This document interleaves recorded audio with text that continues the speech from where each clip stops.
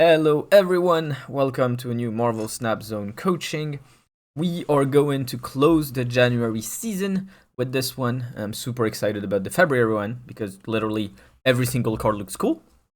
But let's discuss what happened during this end of season, which was an OTA and Beta Ray Bill coming out. Fortunately, both have had similar impact, which is not a lot, but we're gonna go over the cards and how they did since the OTA, and then we'll go into a little bit more depth about the metagame because the tier list is already written, so we can try to finish that arc of figuring out what to play in a super diverse metagame. So, as for the OTA, Luke Cage has returned to its old ability, and so far it hasn't changed so much. I've seen the card play in some high evolutionary decks, and some people are discussing it in Sarah, but in the tier list, Luke Cage has not appeared once. I don't think it's in any deck amongst the top 15, and considering the big weakness of high evolutionary is already Mobius, and Mobius counters so many other decks, there isn't really a point to playing Luke Cage right now, and Cerebro 4 doesn't exist, so even that one isn't playing it. Maybe one day they'll make a 5-power Luke Cage, and we'll play that in Cerebro 5. Hulkbuster. Hulkbuster was supposed to be the nerf to destroy, and spoiler alert, this is the best destroy deck this week, which is the second best deck in the game. It still plays Hulkbuster, and it looked like it didn't change much overall for destroy. Heimdall and Spider-Man 2099. I haven't seen move, to be honest, this week, and I tried to play move a little bit with another student that enjoys the deck a lot, and the conclusion we came to was we want a 5-cost in move.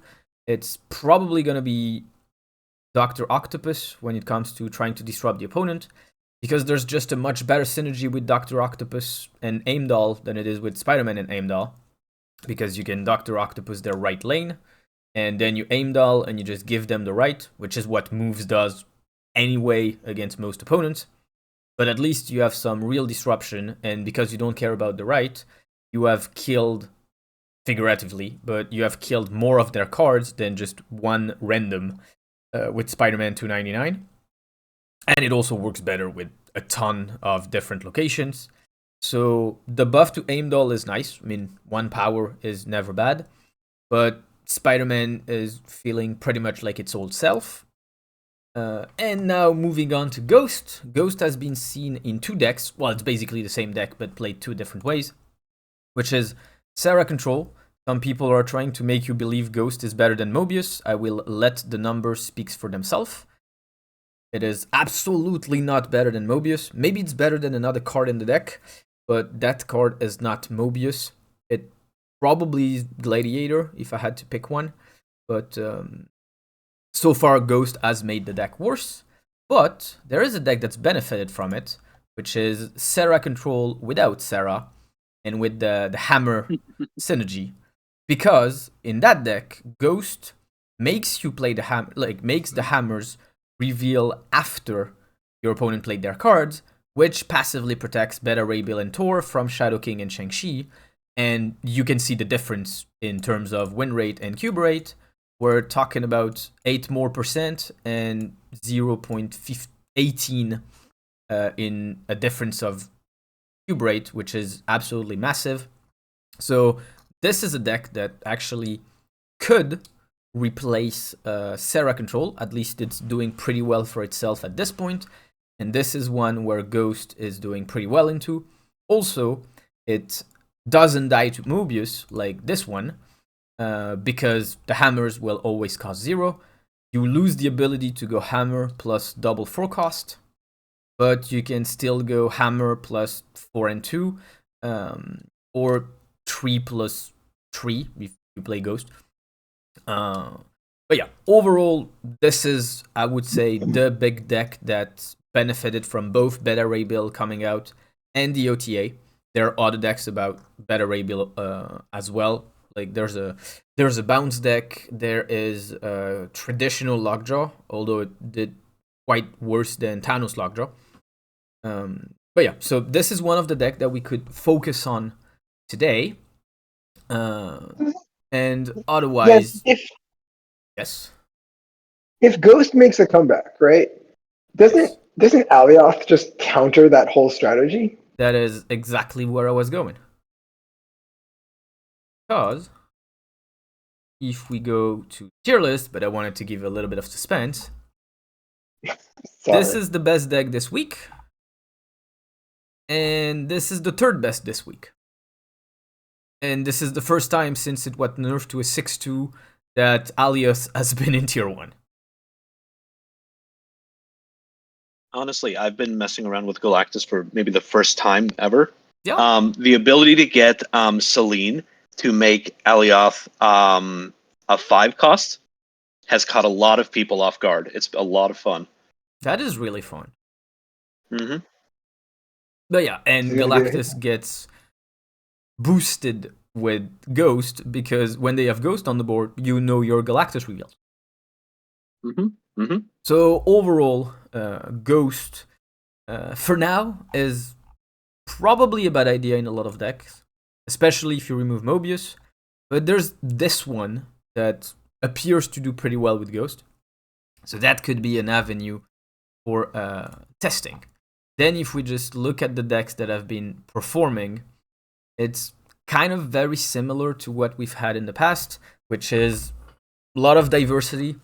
Different synergies are working, Destroy is working, Junk is working, Ella's fine. Good cards still has like 4 or 5 decks. With Darkhawk, Annihilus, Black Knight, you could make Sarah Control kind of a good cards build because they play similar cards. Inchinot is a little bit up, but mostly it's here that there are a lot of decks. Like I think the last 2 weeks of January have had the most decks in tier 3 since a very long time.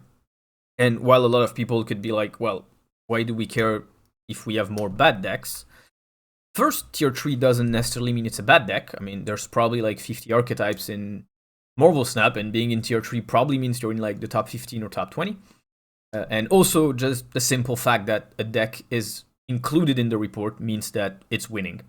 So, might be winning less than others, but it's still winning. And the cool thing about tier 3 is the very different synergies. I mean, Lockjaw Tor has come back because of Beta Ray Bill. Shuri Sauron is back for... Honestly, I'm not really sure why. I guess like people really didn't know what to play. They went back to Shuri Sauron and were like, oh, we're winning games. I think that's exactly why. Probably, like, I've been scratching my head of why Shuri Sauron is back. And most of the time the answer was, we don't know what to play and we like points. Ongoing Tribunal has been doing a little better because a lot of decks are playing Shang-Chi, but at some point there was a debate whether you should play Shang-Chi or Enchantress when you only had one spot, and Shang-Chi has won that debate, so now it's Enchantress only in decks which already have Shang-Chi, which reduce the amount of Enchantress you're gonna see. Good card stature, because why not have more good cards? And the hammer bounce that we discussed, and we're gonna discuss Beta Ray Bill. This is another deck that's been doing well. I mean, the scores are absolutely through the roof. But because it's a bounce archetype and it's a little more difficult to play than general decks, overall the deck isn't ranked as high as like it should be if played optimally. I think if we look at the tracker over the last 7 days, this probably makes it the best deck in the game. It's just that if we start filtering it to what we use for the tier list, the deck looks a little worse. So it's an absurd amount of fun, that one. Mm-hmm.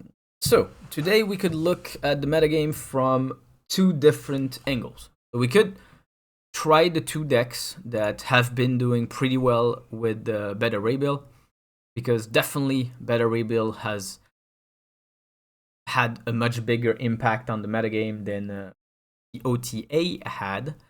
Or the second thing that we can do is keep doing what we've been doing for weeks, which is work on finding who you are as a player in a diverse metagame. Because in the end, when there are so many decks available, the tiebreaker most of the time is going to be what are you good at and what are your strengths.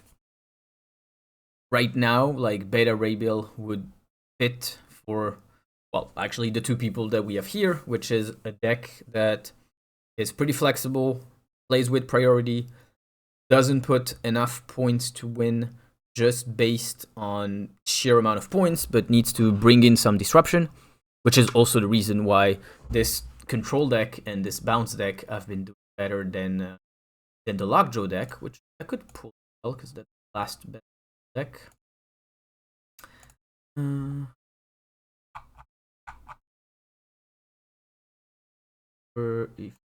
Here. Yep, that's the last one. And otherwise, we can also try move. But the thing with move is it's going to be lists that are very close what they were before the OTA, because for now Spider-Man hasn't really worked. And then it's really like, I was surprised. I was really surprised by the Spider-Man buff. I felt that the problem with Spider-Man 2099 or whatever it is the fact that it's so hard to move. Like I thought if you would cheapen the card, right? If it got down to being a 2 cost, then you have a lot more flexibility to play it, and then it becomes like a really good sniping, card.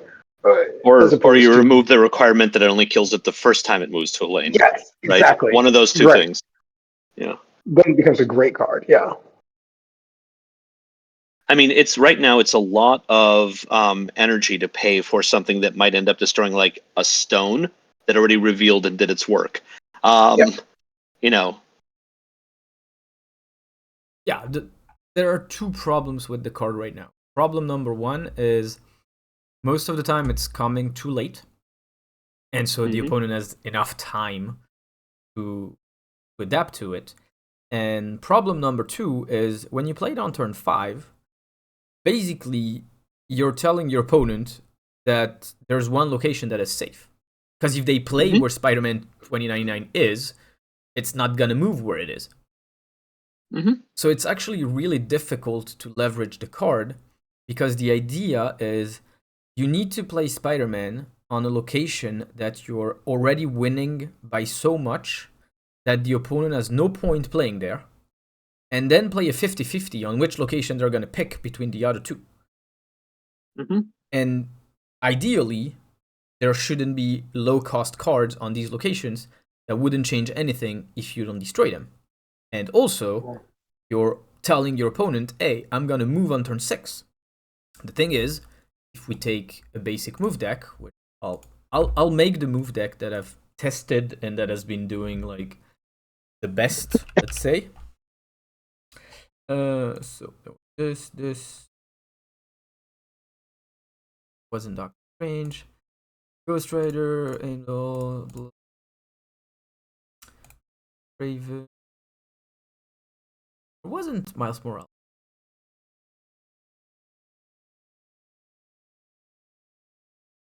So it was more of a bounce list.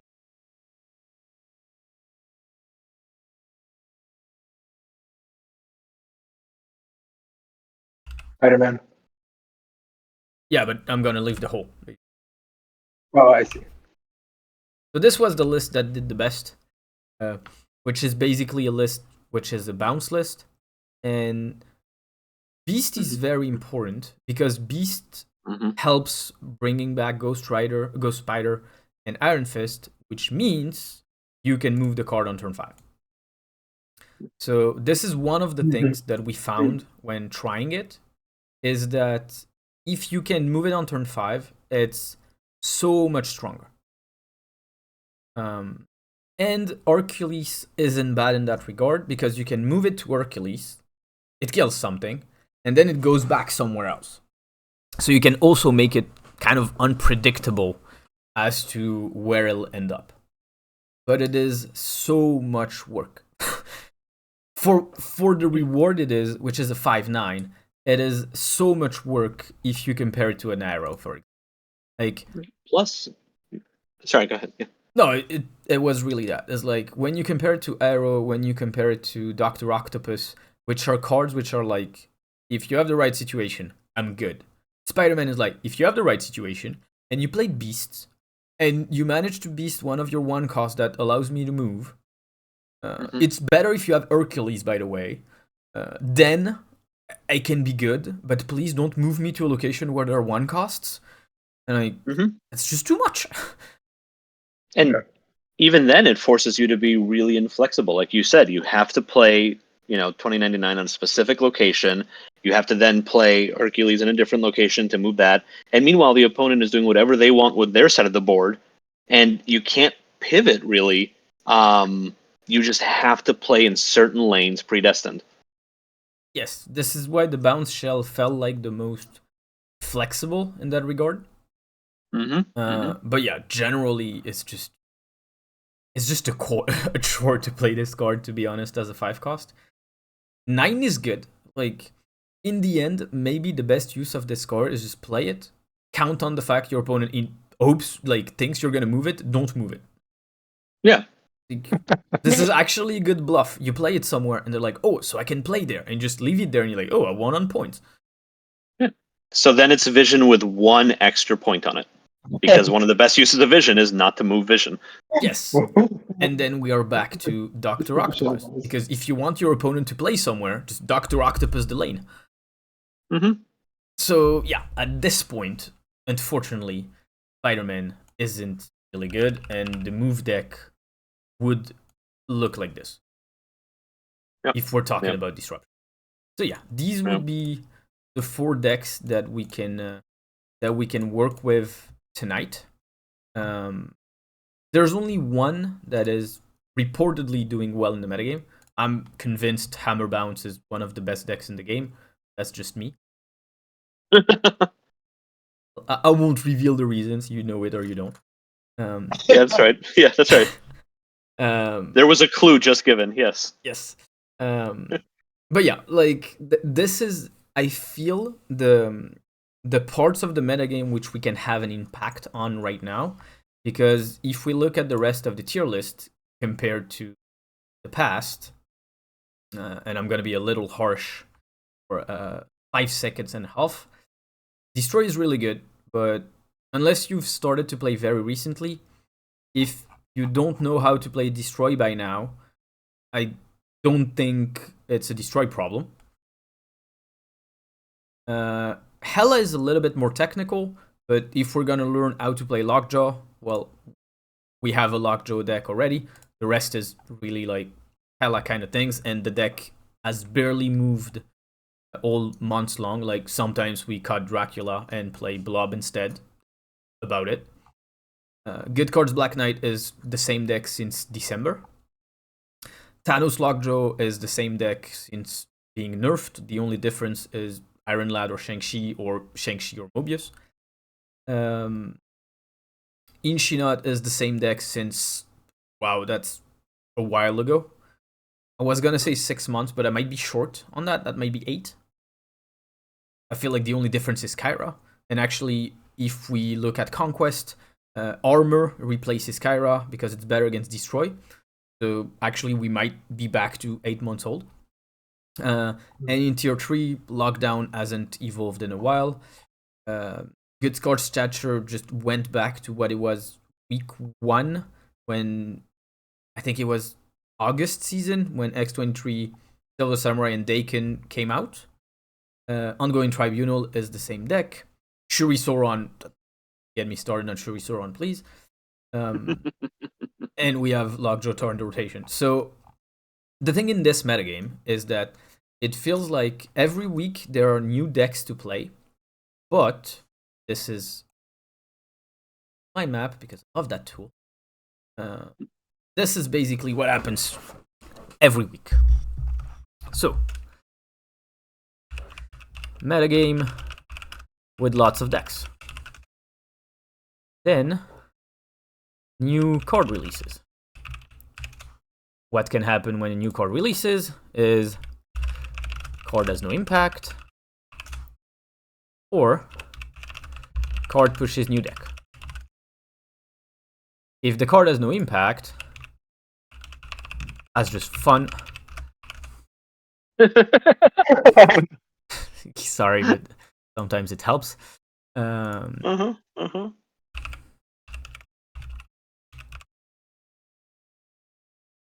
that's basically what happens about the card. Sometimes, like, we can reuse it, but that's like most of the time that's what's gonna happen. Yeah, we forget about the card for 2 months until some genius finds a good use for it, and then everyone's like, see, it was meta. Yeah, and then, like, I can do it. That's fine. Untrashes it, perfect. Yes. That's basically what happens. But yeah, so here, the card has no impact. Then, card pushes new deck. That's the important one, but we need to have fun sometimes. Yes. The important one is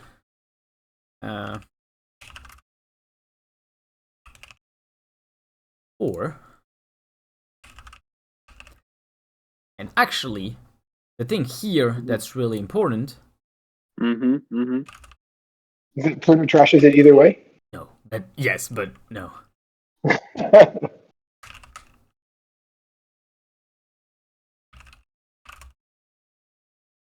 Yes.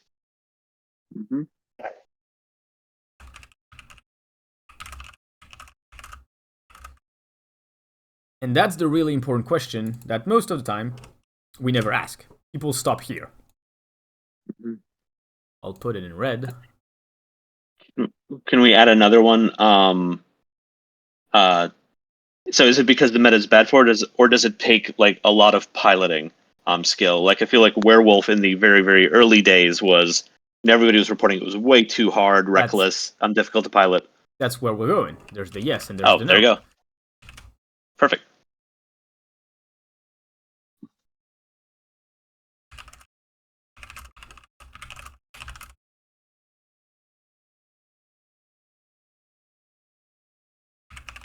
And now we come to the part where it's Daniel's fault. I'm ready for it.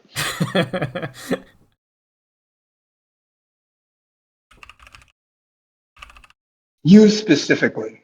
Yes, if something yes. doesn't work, the meta can just blame you. That's right. And then we get to the part where, Twitter trashes me. Usually these are the 3 reasons why a deck can be bad. It can be hard to play. That's people's problem. It can be a featured location, and that's a timing problem. Or the list isn't optimal. That can be people problem as well. Or, that's funny, it can also be timing problem. Because sometimes a list emerges and we're like, oh my god, I'm like 11 out of 12 cards. And then you look at the releases that are coming in like the future weeks and you're like, oh, they're just preparing it. There's a really, really good card coming in a few days. Or it's like the original Ravona with Mobius coming a week later. Like, Yeah, but that was the reverse. Yeah. But yes, if I go to... Where can I... Oh, I have it somewhere. I have it here. So we're gonna do this with the Kazoo archetype. So, let's say someone wants to play Kazoo because they like it. No new card or no nothing. So why is Kazoo bad right now? What would we say? Is it because it's hard to play? No. Okay. Is it because there's a location annoying it? Oh, nope. Got one more.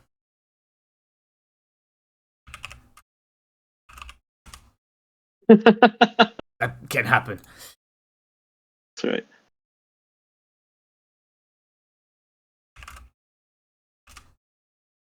Yes. I mean, I feel like Kazoo is one of those decks that is really dependent on what else is near the top of the meta, because the counter cards that are targeting those other decks, like if it includes Killmonger, for example, or if it Yeah. includes Enchantress, like nobody prepares for Kazoo. Like, okay, my goal is to beat Kazoo today. That doesn't happen. But Kazoo is vulnerable to exactly the same stuff. Destroyers out there running Killmonger. So I also Kazoo is think the problem with Kazoo is just the amount of points it puts out. Mm-hmm. It's it's not very, very low, but it only competes when it draws the nuts. Mm-hmm. And the problem is when you draw the nut and your opponent draws the nut, you lose as well. So you need to draw better than your opponent. But now, I think interesting about Kazoo, if you consider Kazoo in Marvel Snap versus Hearthstone, you know, your cards remain vulnerable the entire game. Where in Hearthstone, you get them out early, but they become more dangerous, and by the end of the game, they're invulnerable almost comparatively. oh, I can do it like this. No, I can't. Don't you want me? Oh. Okay. But yeah. Twitter trashes the mind map. I'll make a tweet about it. But yeah, let's imagine. So Kazoo right now is here. But now, what happens if I show you this? Ah, what is this? No, I won't goose. What's one ongoing combo? Can we? I don't know Black Swan. Can you click on it? Oh, next turn your one cost are free. Oh, okay, okay. Do you see why it's a pretty good example with Kazoo? Yeah, Yeah. but what's funny is like immediately I think of, all right, are there any other decks that can benefit from that? Yes, we were just talking about why move struggles sometimes, right? Like you have to play beast, you have to land specific things.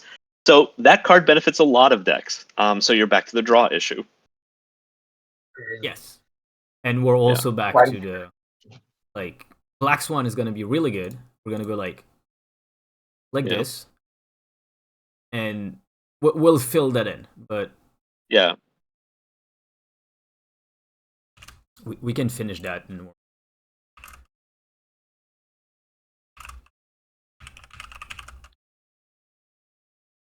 We can do it like this. No, it's not.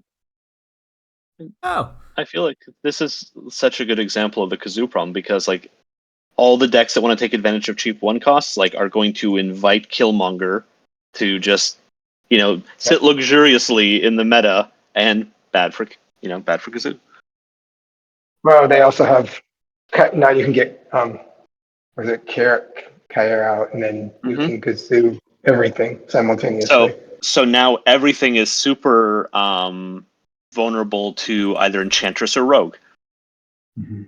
Because it's going to get Khazar, it's going to get Blue Marvel, it's going to get Kyra. oh yeah, there's a lot. But I mean, also Yeah. if you look at this deck, you just don't have priority because you're not gonna develop points. Mm-hmm. And if really play Ghost. Mm-hmm.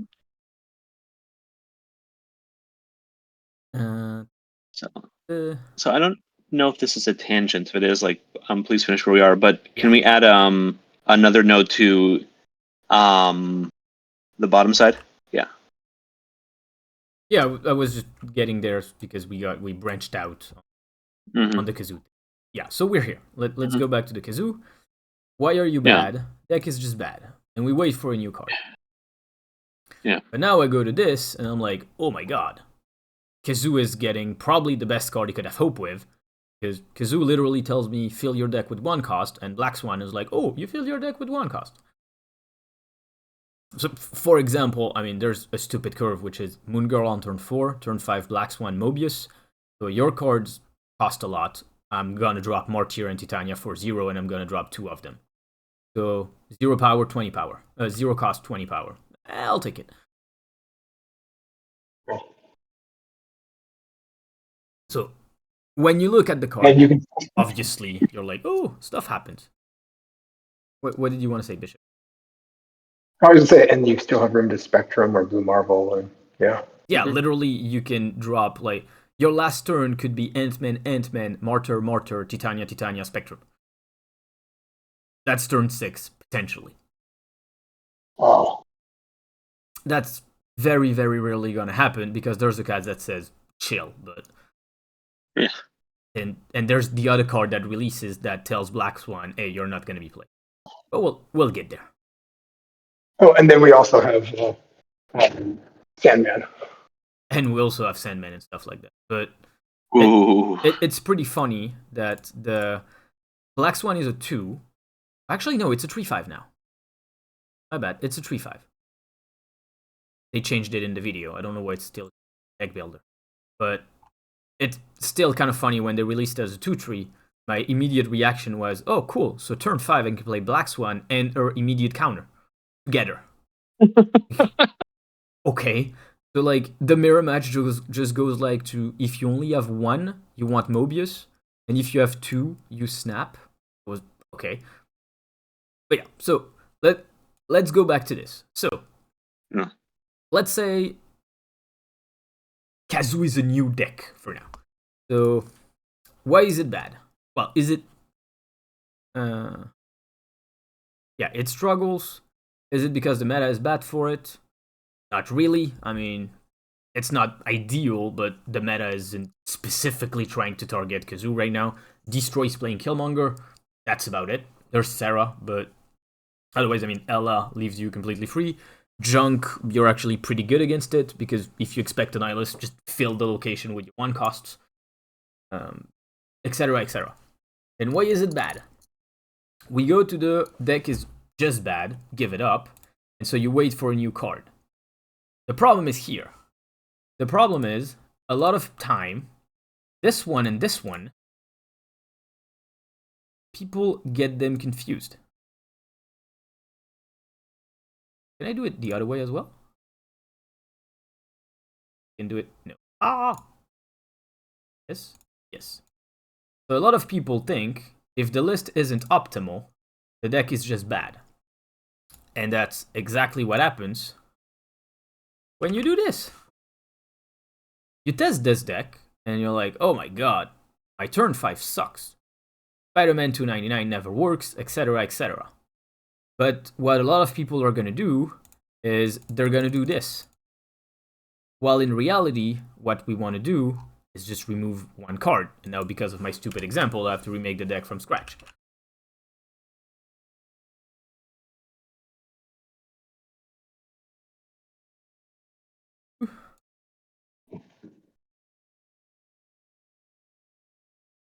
Good idea on my part.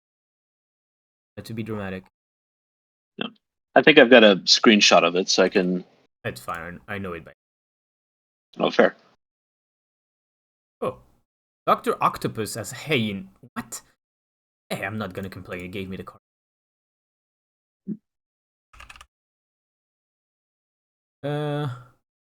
What are we missing? God, bees. Nico. Nico. Why doesn't Nico show up when I put move? One of her spells is literally move. Maybe because she needs a whole page to herself, so they're like, we're just gonna give them Nico. Okay, so we're back there.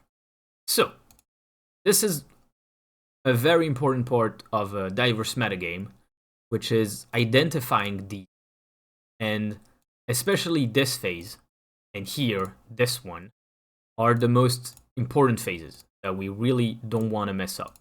Because if we mess up this, we mess up our assessment of the deck. But the problem is, if we mess up our assessment of one deck, because the metagame is so diverse, if you miss the deck that could break that balance, you messed your entire assessment of the metagame. Because if we go back to the tier list, this week I had to lower the thresholds. Usually the thresholds for a tier list here, like tier 1 is 0.4 to 0.5. And sometimes I create tier S when a deck is clearly above everything above 0.5 or above 0.6. Usually tier 2 is 0.3 to 3.5, and tier 4 and tier 3 is 0.2. I had to lower it because there's so many decks that no deck is really dominant. What means here is that if a new deck comes out and it's busted and it has a 0.5, either every single deck here immediately go down a rank, or I have to create a new rank for that deck, which means I broke the balance, because the metagame is going to go from there are a lot of decks to only keep the decks that are good against this one. Mm-hmm. This is why... Yeah, I think... Go ahead. I just think you should... I don't think you should lower the thresholds. I think you should just report back tier 2 only. Yeah, I mean... I think it's more obvious that way. Yeah, but I mean, the goal isn't how I present the tier list. The important part here is how, in a very diverse metagame, how one deck can completely change the whole meta. Because there's basically like a super balanced metagame also means there's no balance. Like, usually like the conception of balance is there are two powers that fight each other. And in most card games, the most common situation is rock, paper, scissors. There's one really good deck, we'll call it rock. There's decks that are able to beat the really good deck, they're called paper. And there are decks that exist because they're good against the counter to the really good deck. They're rock. They're scissors, I bet. Doesn't really matter the name, like as long as you get the idea. Right now, because there's no dominant deck, like there's no one deck that is worth countering specifically, there's no rock, paper, scissors. There's just, I like this deck. Or there's just, I tested this deck and you won for me. There's really no rationale behind it except, well, this deck is winning for me. I'm happy about it and I like the gameplay. But when we actually have that rock, paper, scissors situation, it's really simple to know if a deck is good or not. The question is, can it fit one of the three categories? Is it better than the current dominant deck? Is it a counter to the dominant deck? Or is it a deck that's going to retreat to the dominant deck and beat the other ones? Right now, when you get a new deck and you test it, first, you're seeing so many different matchups that it's hard to know what you're good against and bad against because you have very little sample size. I mean, early January, if you wanted to know if you're good against Thanos Lockjaw, just play ladder. Like, you're going to play 15 games, 10 are going to be against Thanos Lockjaw. You're going to figure out really quickly if you're good against it or not. Right now, if you want to be good against, let's say, one of the most popular decks, Destroy, well, honestly, you can play 15 games. I don't even think 5 are going to be against Destroy. So you're going to be like, wow, I played 3 games against Destroy, I'm 2-1. All right, cool. If by any chance one of those games was they didn't draw Deadpool, I'm 1-1, 50%. What am I supposed to do with this? So this is where assessing a deck is actually much more difficult in a balanced metagame than it is in an unbalanced metagame. And this is where, as a player, our strengths are going to be much more important. Because, for example, let's say you're a slow learner and you generally are really, really bad the first 50 games you play with a deck. Every deck you test is bad. Cool. Then this metagame is the worst ever because you have no direction. You have to kind of build everything on your own, and this is not one of your strengths. Now, let's imagine you're a super creative player that is able to come up with reasonably good decks without testing them. Obviously, you still refine them afterwards, but you're able to get a good balance immediately. You play your deck, you get like, I don't know, 60% win rate. You say it's incredible, and then people learn it, and so the metagame adapts against it, and your deck starts being completely trash because you was just relying on surprising the opponent. This makes it really difficult. So this is why understanding how do we assess decks and figure out the right reason is really important. So if the deck is busted, go ahead. No, please. Yeah. No, like usually the shortcut is if the deck is busted, well, we're just gonna play it until we're gonna let the metagame tell us most of the time. Like, it's really rare that people play a deck and are like, I have 90% win rate. Now I'm gonna look at what are the problems about my deck. No, you're just gonna keep playing it, and eventually the game's gonna adapt or not. Or you're gonna share it, and it's gonna catch fire, and people will eventually adapt, or you're gonna just play the whole season in a submarine mode and go infinite number one, and then you're eventually gonna share it, and I mean, stuff's gonna happen at some point. But who knows? Maybe there's a dude that's like in top 10 Marvel Snap forever, and he doesn't use a tracker, and he doesn't use Twitter, and he doesn't use Reddit, and he's just like, I'm playing decks nobody else plays, and I'm so good at it. Maybe that player exists, but maybe never meet him. Or her, whoever you are. Like, please contact me. Yeah. The real ghost has entered the chat, yeah. So a lot of what you're saying here really... Oh, sorry. No, go ahead. I was just going to conclude. So we're going to forget about this part. The deck looks busted because the current world pushes us to let everyone know when we have success. So usually the answer just comes on its own. We'll focus on this afterwards. Go ahead. Yeah, so a lot of what you're saying here makes me wonder about this. Why are you a bad deck? There might be another one, and it's an information problem. It's featured card. So they release a new deck. Everybody theory craps about it or is excited about it and wants to try the optimal version of that new card's deck. And it invites all the reactive players to say, haha, easy pickings for 2 days. And so sometimes the deck is bad just because the fact that you're playing it already creates an information asymmetry. It's like having a featured card instead of a featured location. And what I struggle with sometimes is being able to assess, is this, is it not, is it hard to play? No, it's not a featured location. The list isn't optimal. Like, I can't quite assess. And it's actually just that there's too much information right now. Everybody's trying it at the moment, and that means a lot of people are trying to counter it at the moment. And we don't want to wait 4 days to figure out what deck we should play. We want to play all the time. Yes. That's where that's the branch that we haven't done yet. Okay. Well, actually, we kind of got it, which is kind of here. It's the timing problem. Yeah. Yeah, that's why I'm seeing featured card as similar to featured location in a way. The game has just told us that something is valuable right now. Yeah, but this is the branch where the meta is bad for it. Well, this was the branch where the meta isn't bad for it. Because, like, for example, the meta can be really good for you, but if your best matchup has a featured location that makes it insane, and suddenly your best matchup is a bad one, the meta isn't bad for you. There's another thing that's saying that this is not the real meta. So that's an interesting question then. Is it not the real meta, or is it just, yes, for that 36-hour window, the meta is bad for it because everybody's prepared for it? Yeah, and then we're back to timing problem. Yep. And, I mean, the answer is...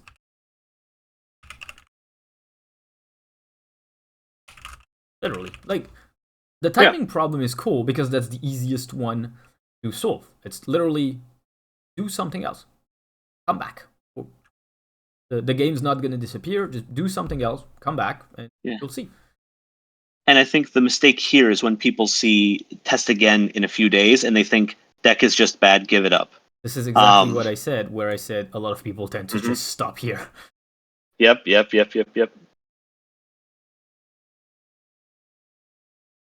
I mean, I still remember like the very early days of Gladiator's release. I was terrified of this card because I was playing a lot of Cerebro at the time, right? And then people pointed out, like, what if Yondu was really expensive and also let the person reveal their card first? I'm like, oh yeah, it's trash. And then slowly but surely over time, Gladiator shows up in just a lot of decks and serves a really important function. Well, Gladiator also got buffed. Fair. I think, I mean, yeah, it was when you started seeing people mix Gladiator with like Shang-Chi, and then it's like, oh, there's a big card, and I can now kill it. And it goes in sequence. So. Yeah.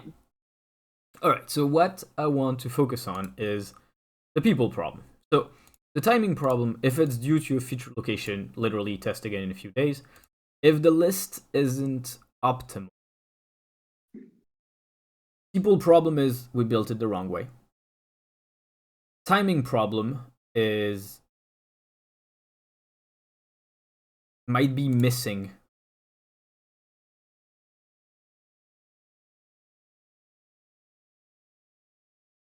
It might be missing something. And so we're back to this. And this is why there's so much of a confusion between list isn't optimal and deck is just bad. It's because of the same thing here. Sometimes you need a new tool, so wait for a new card.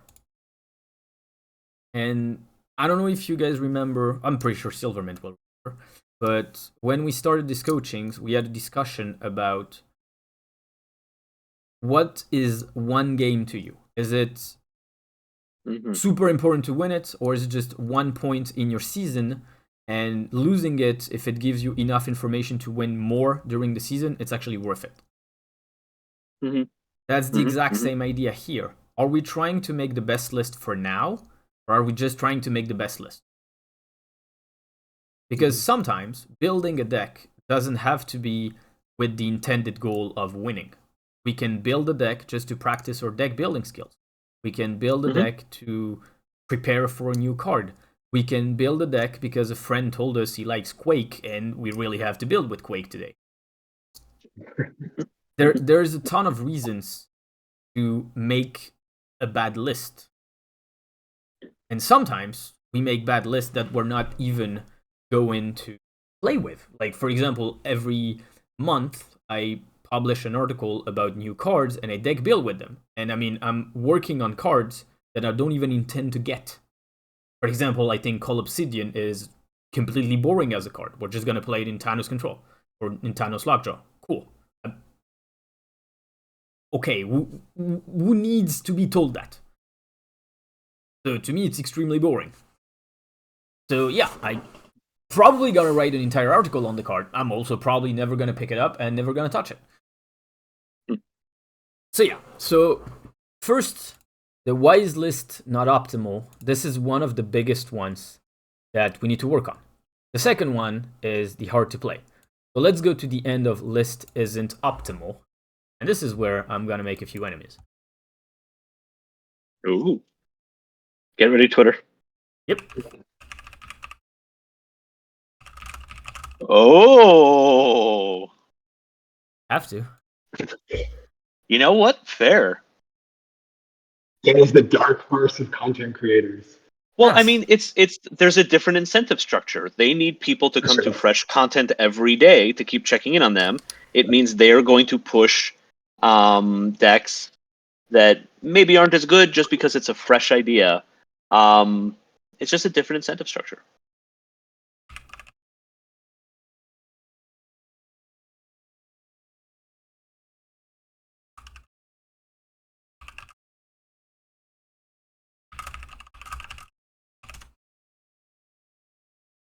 I'm gonna push this so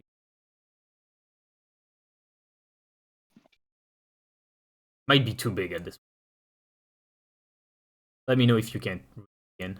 Or I can just we're done with this, and we said we're done with this. That should be okay. Is it still readable? Mm-hmm. So what are the other reasons why a list isn't optimal?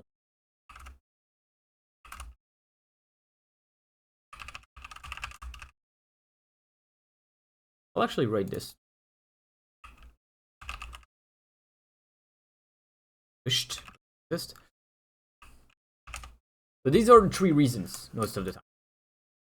Reason number 1, someone with a lot of followers published a list, everyone is playing it, and we are playing a bad list. It happens. I don't want to throw shade, but if we were to compare this one and compare this one next to each other, I'll bring your attention to the numbers and ask you to go on Twitter and check which one is said to be the best. Because like this list is regarded as one of the best in the game. A lot of people think this is the best deck in Conquest, one of the best decks in the game. Yep. the numbers are telling us you shouldn't even consider testing this deck. But sometimes that happens. Second thing is, sometimes there are cards with a lot of ways to be built around. And the devs had an idea, and we missed it. Like, as a community. For example, which card had that?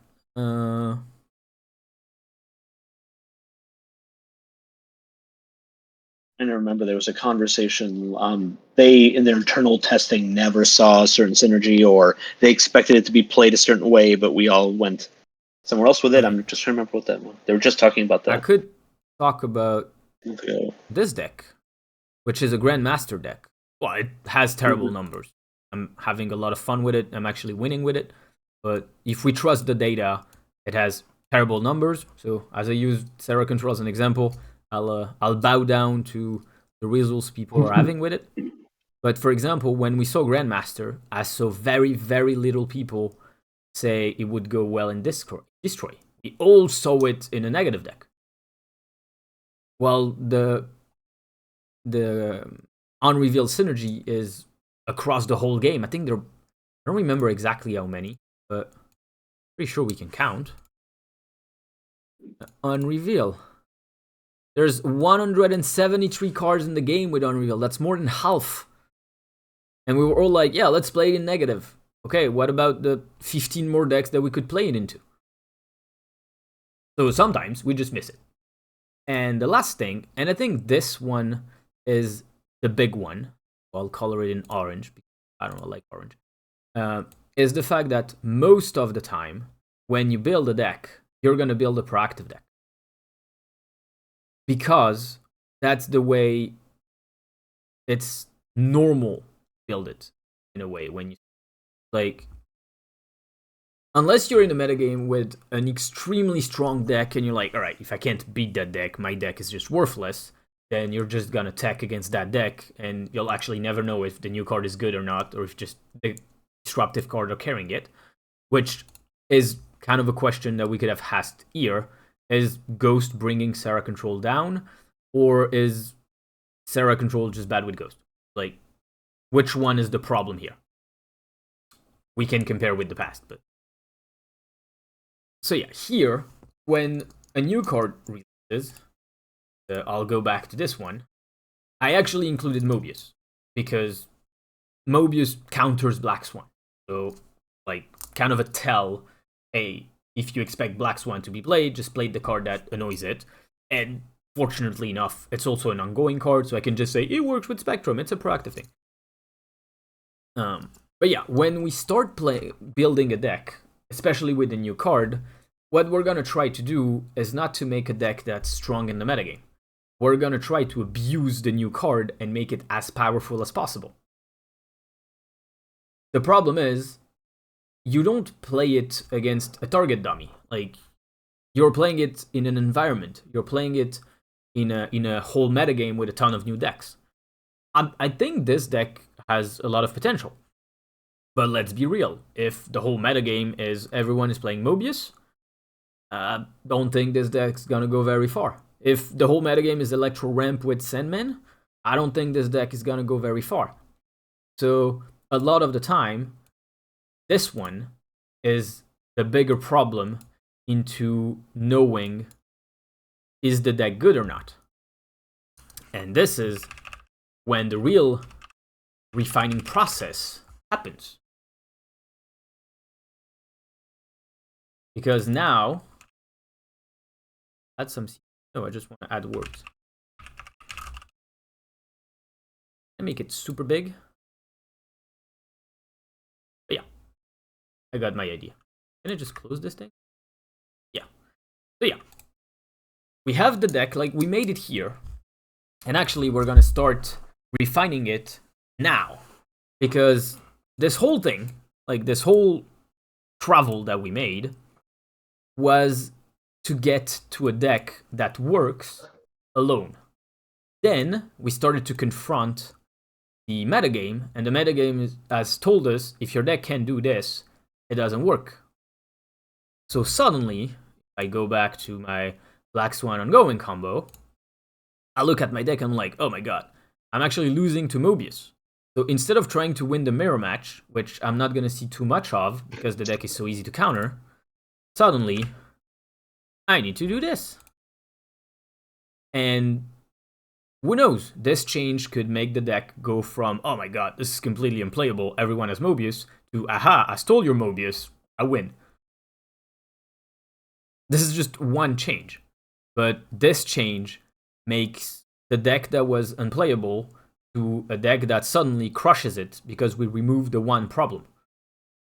And this is why usually we have two deck building parts. We have the first deck building part where we go up to this, which is make a deck that just works against the target dummy.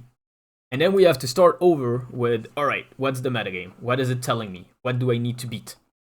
And in this very, very diverse metagame, the problem is this process is extremely difficult because there's no real target. And this is why, if we look at the tier list, I don't have it anymore, we're going to see a lot of just proactive decks function. Like, if we look at the best decks, Destroy just does its thing. Good Cards Junk is basically Good Cards, but Good Cards is known for playing a lot of disruptive cards. This one added a second package that you can just play against pretty much anyone because we didn't know what to counter specifically. We just have Shadow King and Shang-Chi, and usually we should have like Enchantress, some people are playing Rogue, we could have a Leech, all these kind of cards. But because we don't really know what we're up against, we just went like, alright, let's just play the Annihilus package. Easier. Destroy still has to include a tech card of some sort. It does it a bit in Conquest, but it doesn't really care. This Galactus deck has no tech cards. It has a lot of disruption, but no precise counter cards. Ella Lockjaw literally doesn't care what you're gonna do. It's just like, can you beat me on points?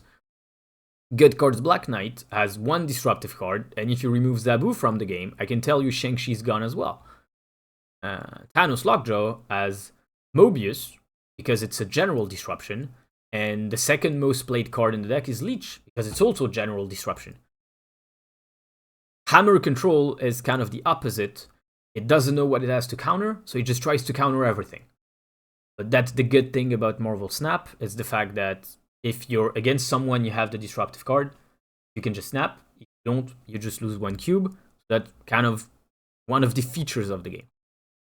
In Shinnot, same thing. Literally no disruptive card, apart from Leech, which isn't really to disrupt anyone. It was more played in there so people can stop killing Limbo, etc., etc. We go to tier 3 is the same. Like Shang-Chi because Zabu, the other disruptive card is Quake because locations.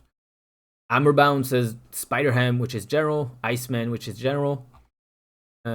Stature, once again, general disruption. Shang-Chi because Zabu. Like, it's actually really rare that we see precise disruption anymore. Like, this is the first Enchantress we see. And that's in a deck that actually wants to cancel its own ongoing abilities. It kind of forgot to put some in. Like, because there's the Annihilus part. But I don't know, you cancel Red Skull, I guess. It doesn't even play Lizard. What are you doing, Shuri? I don't know. And Lockjaw once again. So, when we go back here, this is why I feel this metagame can have people frustrated and feel like nothing is working. It's because there is no directions right now. There's no beat this and your deck is good, which a lot of people complain about, but is actually easier to build and is easier to play because you have a concrete direction. Right now, if someone gave you a paper to how to win in this metagame, you would read a paper and it would be like, be good at the game. All right, what am I supposed to do? Okay, so we got to the end of the theory part. So if there's questions, if there's specific things that we want to discuss, let's do it. And otherwise, we can start playing a few decks. I feel like you laid out the theory side pretty well. If we are playing decks, I'm sorry. Okay, I was going to say if we are playing decks, I think I was the only one who played last week, so I'd like to go second in picking. Sure. Like, so these are the deck that I would like to play. I'm not really attached to Lagjo Tor, but wanted to play at least one better rebuild deck. So this one is the one I'm most curious about. But if someone wants to play Hammer Bounce, I'm not either. There's the move deck that we can test with Aimdall. We can put Spider-Man if anyone wants to try their luck at seeing if Spider-Man can do anything. And unfortunately, can't play this one because Black Swan is. So I'm really fine doing either hammer bounce or the hammer control. That's fine. Judai can play in about 10 to 15 minutes. All right, Judai.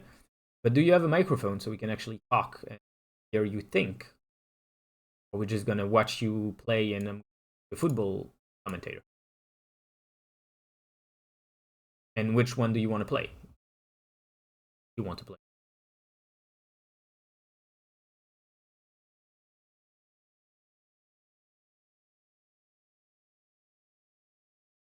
Try my microphone and whatever you decide for me. Well, I guess Bishop, you get to pick the one you want, and Judai will play the other.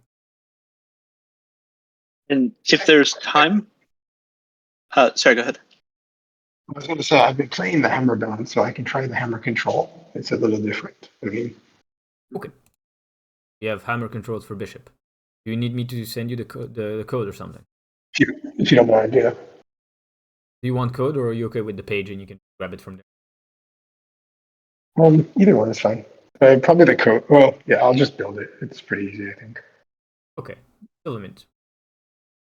I was going to say, if there's time, I've been doing a little bit of the Galactics deck today, and the reason I would practice that is, given that it's something that has its trick at the end, I need to get much better about snapping early on, because I don't want to keep winning only 2 cubes with it. So I would play it for that reason in particular, the early aggressive snap practice. Okay, we can play a bit of Galactus. Well, we have at least like Assuming 45. there's time. We can have like 45 more minutes, so we can have like 15. All right, then we're gonna give move to Judah. Well, like Judah, you can try your microphone. Otherwise, I'll just color commentating like it's a. Mm-hmm. All right, Bishop. Whenever you're ready, we can get started on hammer control. Yeah. 1 second.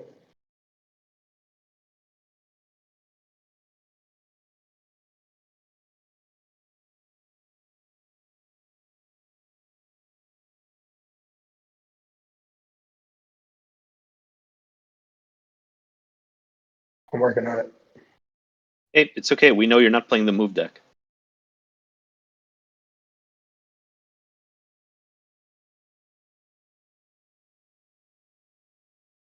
What we're doing. Oh, he's going to replay. Doesn't even. I have a feeling that there's another card there that might be good. Yeah.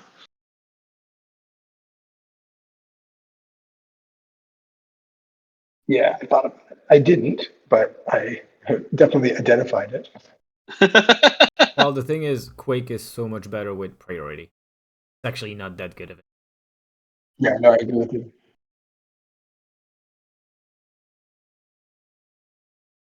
I'm trying to figure out what I have in here that doesn't. I just need one more card. Got it. Okay. And then let me share my screen.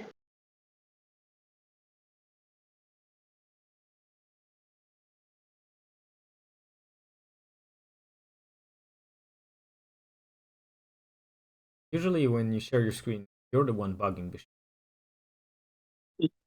You guys are really good at move decks. I'm gonna keep hammering this joke until it lands. So good at move that he moved. Yeah, exactly. Do I have it right? Discord is telling I me see a very vertical screen that's just showing like a menu in your phone. Yeah, it's very, very vertical. Yeah.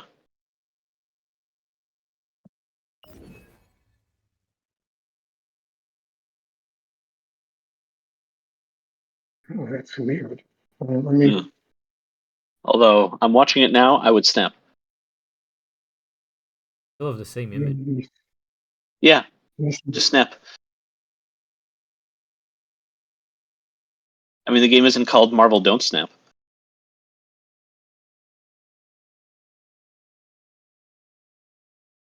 Okay.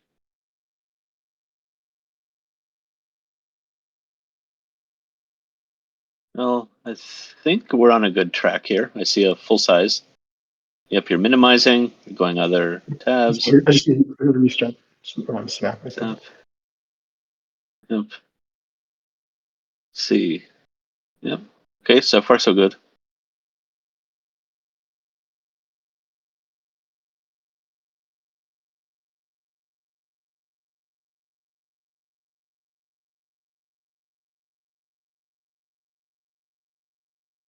It'll happen eventually.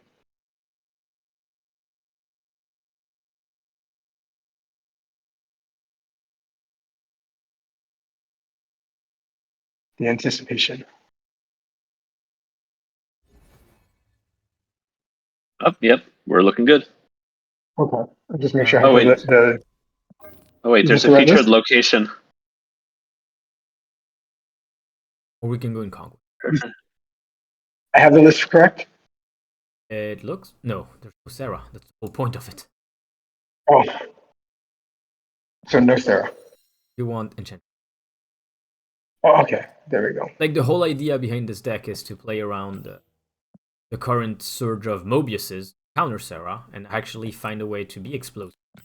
Because you can still do double tree with Zabu, or 4+2 with Shadow King and a disruptive card, but have the hammer still cause 0 no matter. Gotcha. Okay. Here we go.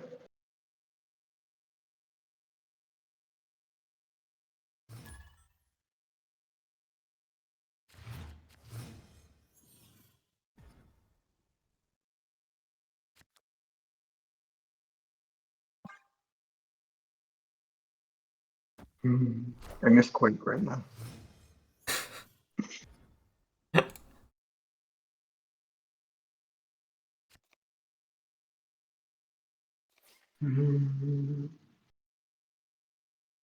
Oh, I don't know.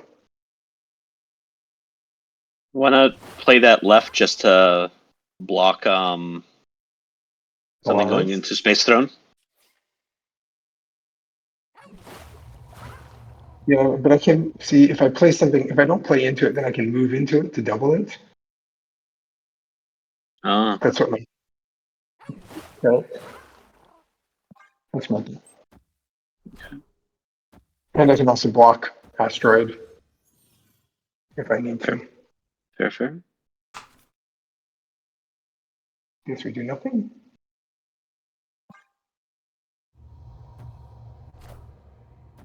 What? Oh, okay.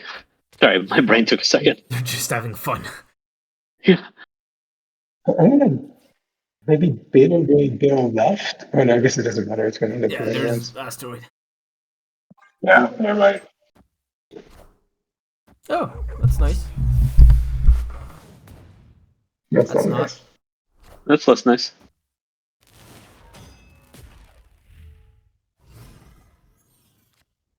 Well, Not bad.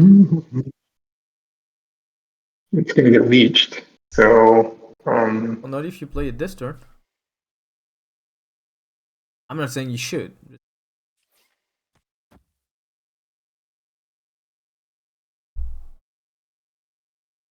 I think.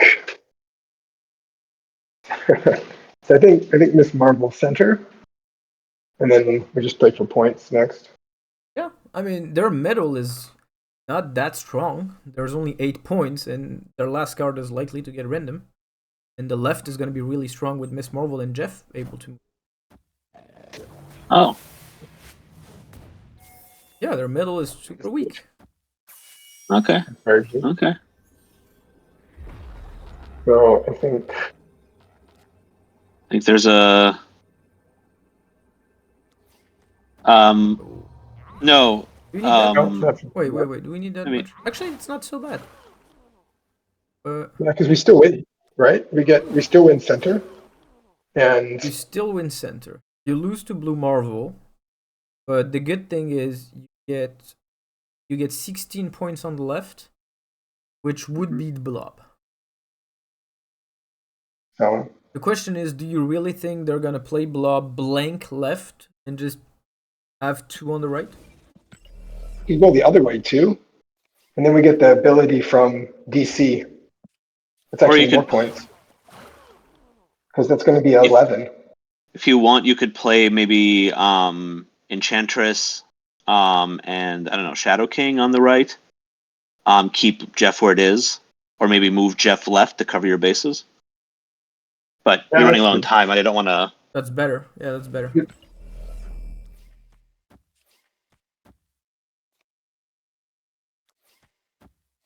No, leave Jeff in the middle. Okay. Like you're not gonna win left because that's not gonna activate Miss Marvel, and Oh, yeah, that's something we should have thought of. With you still win. we still win. Well, okay, We won you. either way. This was the reason why I was scared of doing it on the left, is because if they blob left, you only beat 15 power blob, while it can grow bigger. And your Right. play was also weaker to Blue Marvel, while this one was much stronger against Blue Marvel. Weeks of location.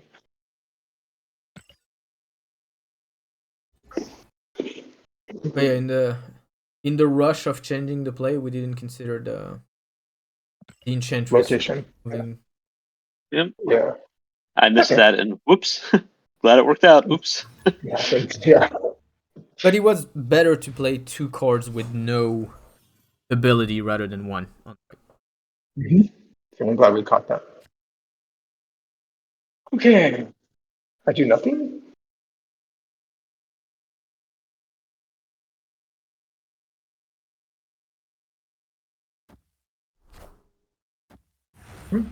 Oh, that's nice. Okay, that's not a snap for you? Can I let him finish his turn? Oh, snap. So here's the question. Do I play Miss Marvel into Bar Sinister? Because that would be an exuberant amount of points on Grand Central. Yeah, because you don't need to win it anymore. You're just gonna kill Monger. They get 0 there. Exactly. So you can use it as So support. we're just going to lift that go. Play the Thor? No, cannot do Thor. Why not? If I'm going to kill Monger, What's the problem with It's they're it's both three. The Marvel with Miss Marvel. oh, So I either let the rocks die and then go Miss Marvel 4-drop or 5-drop Killmonger. That's the best I can do. So then I should let the rocks drop. yeah.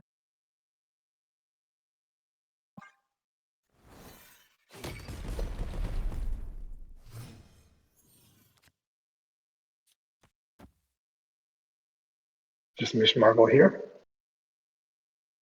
It's the right setup. But you don't even get punished by Kyra too much. Oh wow. Okay. That's nice. Now we can spread the marbles.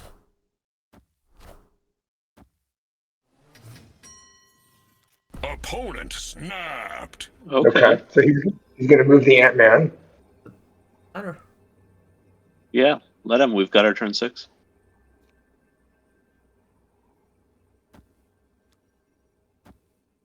Now, what can get sucked in? I would So the only thing move all the is marbles. move them all.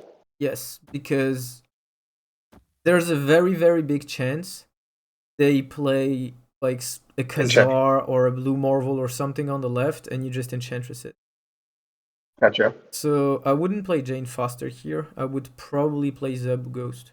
You can Enchantress Yeah. plus Killmonger next turn. Okay. Any benefit to like Thor Ghost or no? It's sorry, Ghost is a 3 now. Right. So something's Well, you going to could get sucked Zeb in. Thor, but it's just so you don't have priority next turn in case they play more. As long as a 3-drop doesn't hit the floor, then we'll be okay, right? Even if it does, is it that much of a problem, to be honest? Well, they moved a lot of them. I didn't think they moved all of them. Oh, look at that. Wow. They need to You be called useful something. to something. Oh, I like playing Enchantress and Killmonger this turn. Let's hope it's not get sucked in to the Grand Central. No, believe.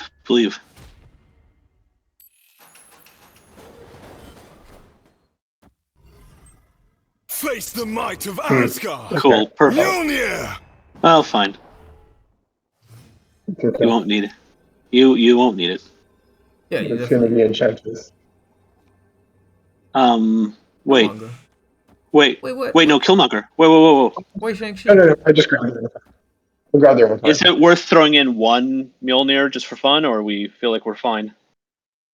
One Mjolnir is +6. Do you need +6 in the middle? I don't think so. No, it's not going to do anything. No, we'll be fine on the. We're gonna win the left anyway. Yeah, that's right. We're gonna win left and right. Yep. Okay. Victory! Interesting.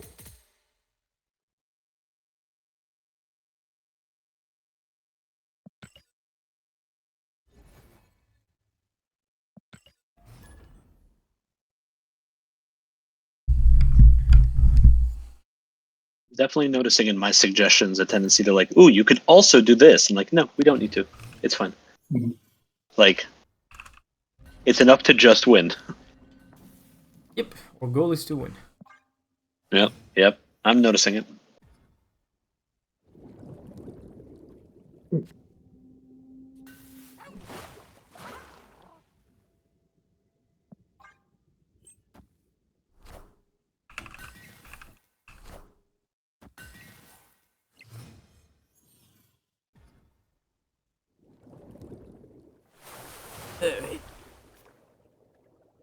So we should Thor here.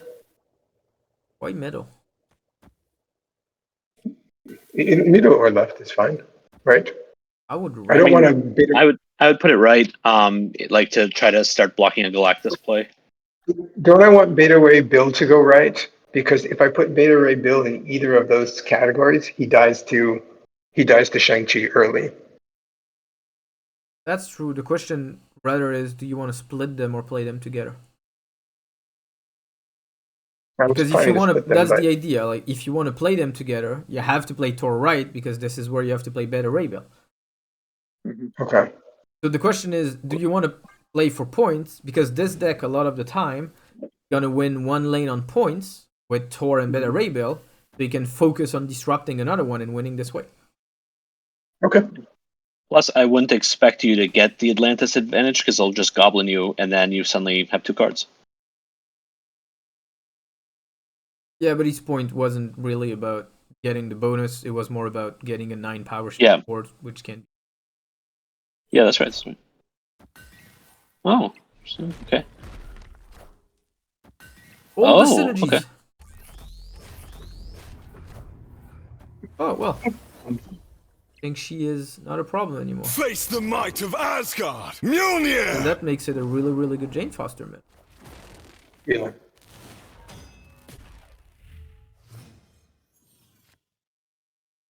But wait, because we actually don't get the hammers.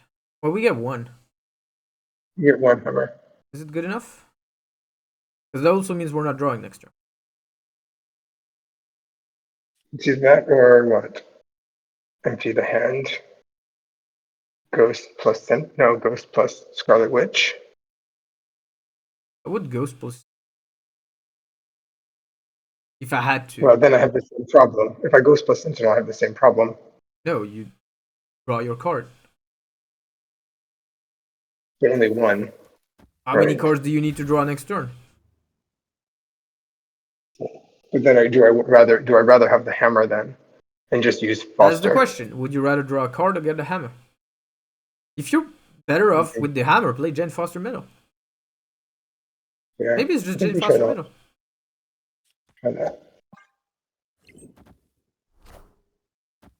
Okay, fine.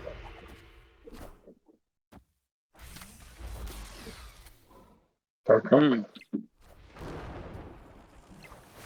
Oh man, I want to draw Enchantress. Yeah. Yep. You probably still win.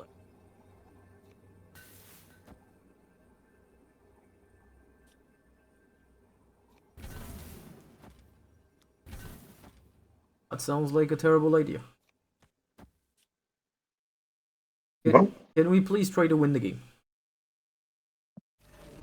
What were you afraid of with Nidavellir? Oh, Shang-Chi? Yeah. You can still fill the lane playing Shang-Chi.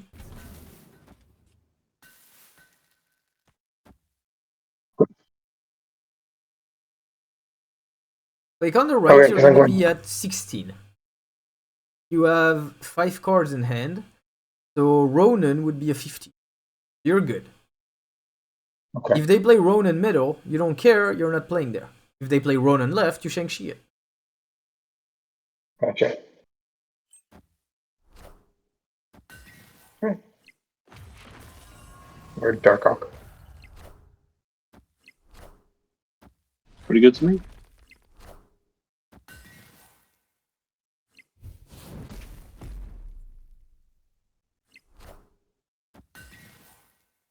That is literally what this deck tries to do. Win a lane disrupting, win a lane power.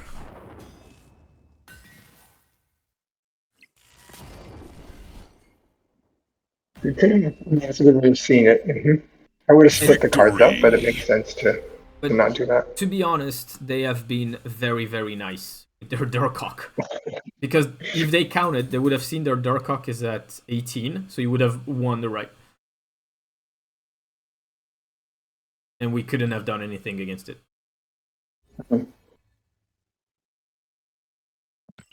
Alright. 2 die around. This is fun. Yeah.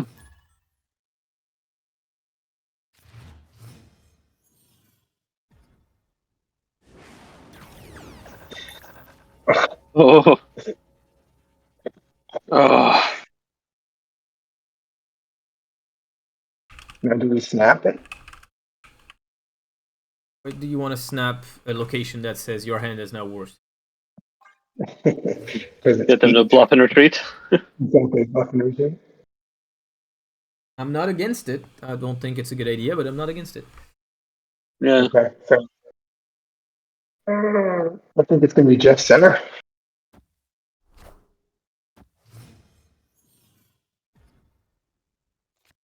Ooh.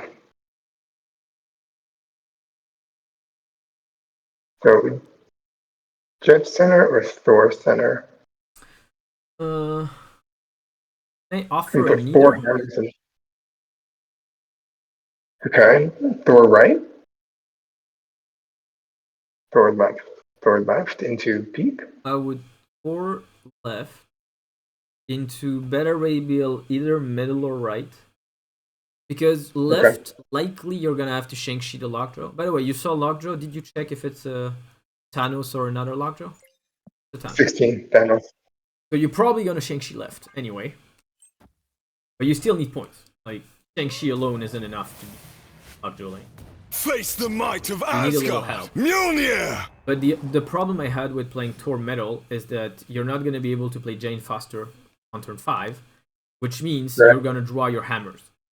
So if you're gonna draw a lot of hammers, might as well draw the good one, which says Beta Ray Bill is gonna eat you alive, rather than Thor gets bliss. Gotcha.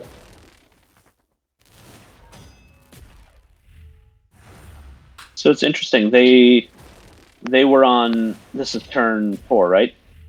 They just had Psylocke the previous turn that went into Lockjaw. So they could have had 5 energy, and they played Mobius. And they haven't played any ones for the Power Stone. Yeah, so what does that say about where they're at? We should probably snap.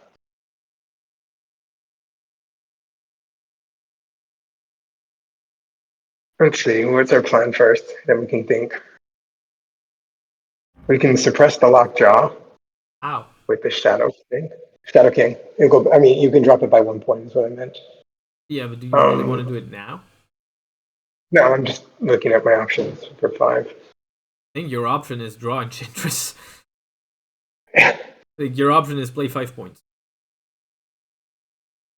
I would play it to the right, because if you play it to the left, you either tell them I'm a dummy, or you tell them I have no card that need to be discounted. But you could have tried to play it left, see if they snap because they don't respect you. That's not super helpful. Interesting to play Iron Lad. I mean, okay, fine, it worked out, but like play Iron Lad on the left into Lockjaw. That's odd. Okay. So Have priority. Completely useless. useless. Shang-Chi not gonna win. So it's like Jane Foster for 5, or Shadow King, Marvel, and Hammer for 7. So I guess that's numerically better. Numerically better. Do we? Go ahead. I don't see what else we do to win. I mean, I was just thinking retreat. Yeah.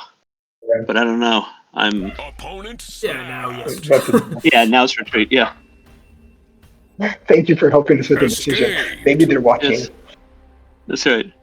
We have a spy. All right, let's play a last one to end on a high note, and then we can move on to the Galactus deck or see if Judah is back.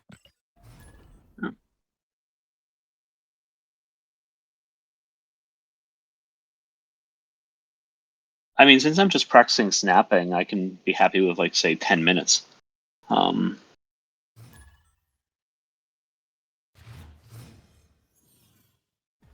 Which is just 1 game for Silverman. Half a game. I have to retreat on round 3 no matter what.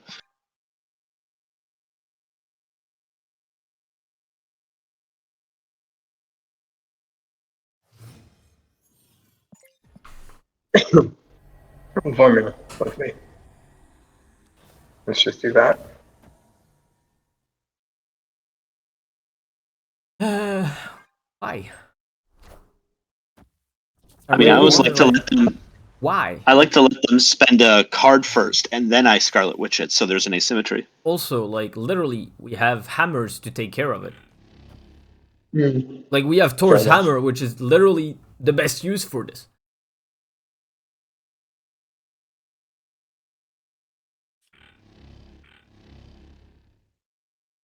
Why not play that middle? Oh, sorry, Pet Dimension. My bad. Yeah, Pet Dimension. Yeah. Wait, why are we not playing Thor? Wait. Yeah. No, we're just explaining. That's all. I mean, honestly, like, no disrespect to Ghost, but every time I'm gonna have another option, I'm probably playing not Ghost. And that's kind of another reason why I like to keep Scarlet Witch. Like, Scarlet Witch is very much a late game option, to be honest. Wait, what are you intending to copy left then? It's not Beta Ray Bill. Yeah, we can do that one.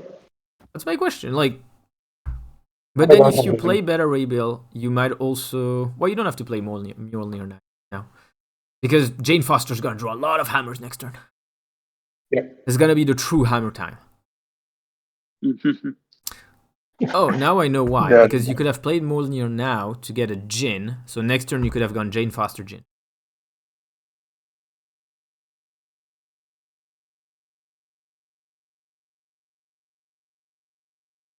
So I guess now the question is whether or not they'll be able to stop your hammer time. That's a really good joke. I appreciate it. Thank you. Yeah. Unfortunately, I still have priority. Now watch us get sued for copyright. Yep.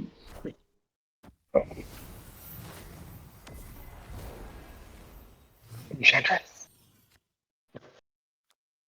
I'm sorry, you have to say it the way the game does. Opponent snapped. Okay. We'll see. We have Shadow King. That could... Yeah. Do we want to play? Wait, so we're looking to draw 3 more hammers. Is it worth playing 1 hammer now just to try to see what else we could draw? Yeah. Okay. Yeah. This is why I was thinking of playing Mjolnir last turn. But So in wait the a end, second then. it's better this way. Yeah, play it to the right. That's gonna give. We have to play to the right. No. Why? Delete. What are you thinking? Because if not, you're gonna draw 3 hammers plus something off of Muir, and you're not gonna have any draw anyways. Oh, yes. Okay, for that.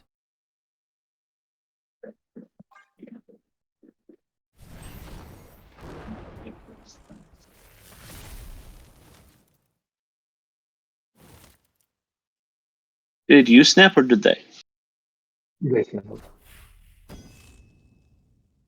Mjolnir, to me. Wakanda forever. Well, it's going to be an interesting test for the left. Oh, you have priority, right? Mm-hmm.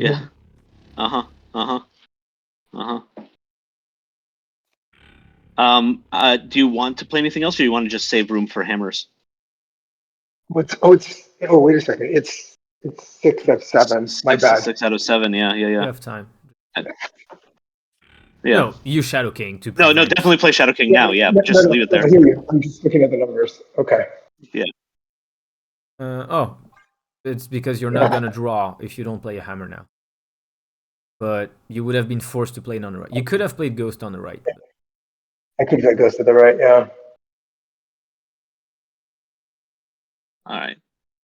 So ended on a high note. Silverman gives a suggestion. Oops. It was fine. We forgot the exact thing that we were cautious against last time. I feel like this is going to hurt them enough that it's fine, maybe? I don't know. Hail Hydra! Wakanda forever. Cut off 1 head, 2 more shall take its place.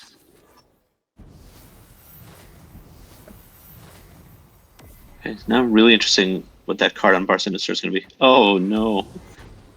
Oh, I think we're fine. Okay, so we won left without playing a single hammer. So We now... lost. Well, it's not clear which one, because... are they just going to put like a white tiger here? No. They might do like what is it? Ironheart, like Odin? I mean, it doesn't Onto really the matter. Iron Zone. The question is just where do you play Ghost? But your play is Ghost, Zabu, and 1 Stormbreaker. The question is just where. If you expect... Well, if they Odin, then I can win center. If they Odin, I can win center. If they Odin onto Arlen Zola, if they that would Odin copy onto Odin. Arnim Zola, that's the same as if they Odin on the right. They Odin to the right, yeah. Yeah. The question is, so the 1 extra energy. What 1 cost can they have that could take back middle and right? If there's none, the threat is Ironheart. But Ironheart max is 4 in the middle because there's only Arnim Zola.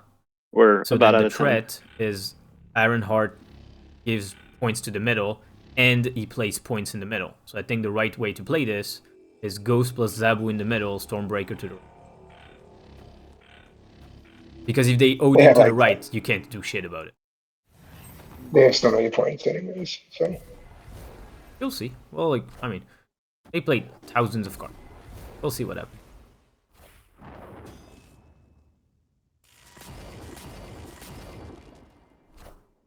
What? Are ye That's just worthy? Jizz. That's fine. Wakanda forever! Let's just. Are ye worthy? Wakanda forever! That's a big panther. What? Yeah, and they had like So much? like Oh, they had so much energy. Okay. We didn't count yeah, how much energy they had. and then I knew the Ironheart was coming, but it was only 17. We were close. Wait, If we had played, stay on that screen. Mhm. Like through talking, we missed the most important. Well, I knew the energy was a lot, right? Because they had Jin's times two, so that's like what 8 energy right there. Okay, then why were we playing around Odin when they could have played No, like? we should have quit. Yeah, we should have quit. The screw up was the fact that we didn't play we should have played Ghost to the right into the limbo, so we had the draw and hope for Shang-Chi or something. But You had priority. yeah, so then I don't think I would have won because we would have lost our Shadow King. Enchantress. Could have tried to Enchantress their one, but I think the real mistake in this game is Scarlet Witch never goes Yeah, turn 2. If you have that Scarlet Witch on turn 6, you just win the game. true. But we still missed how much energy That's they okay. had. Like, I don't. That's also on me. All right. I know I was speaking I to mean, but yeah, are we should have 100% said it something. wasn't on me? I can come up with an argument. But yeah, the location isn't that good for a deck because that deck wants space. So I also think we should probably remove it when we can.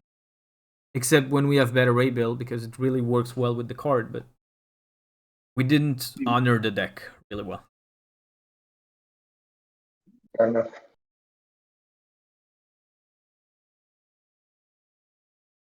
Okay. All right, do we want to play some Galactus, Silvermint? Yeah, sure. Okay, I should be live. Now, this featured location is going to be high risk, high reward for Galactus, but let's see how it goes. Really great for you, just goblin it. Yeah, right. That's where like the high part comes in. Otherwise, like it's kind of hard to catch them. But yeah, let's go. I think the reason I've been enjoying this deck the last day or so, I played maybe 15 games, is it's more an Annihilus deck. The Galactus is like one way to win, but it's not the thing you're driving for. I think if Galactus, like I said, if Galactus comes up, I'm gonna swap out my Ghost for maybe Grandmaster. My Goose for Grandmaster in the my Quake deck. Mm-hmm.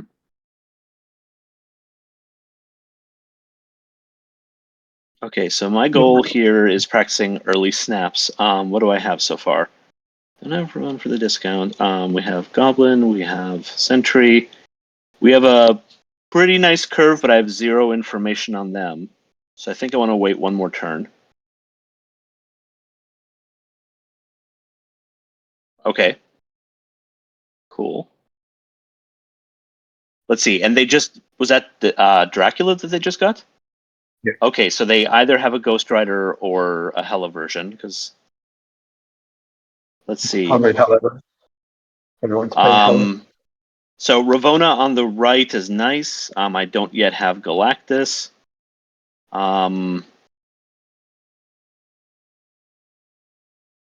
It's hard to start throwing goblins right now because this card can put a lot of points in a lot of different places. So I feel like don't commit the goblins, just get the discount. Yeah, I mean Ravonna on That's Onslaught is really, really good. You get to play Yeah. both goblins next turn.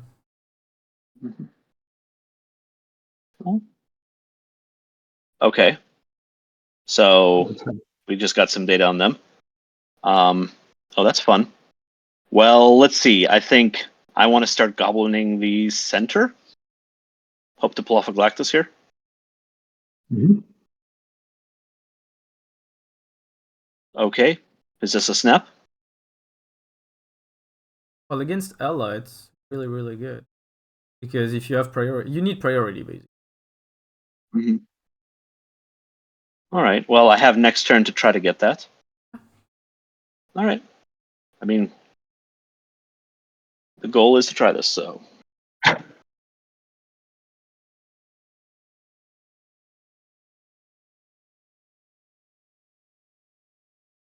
Oh, Oh, I mean, that's fun.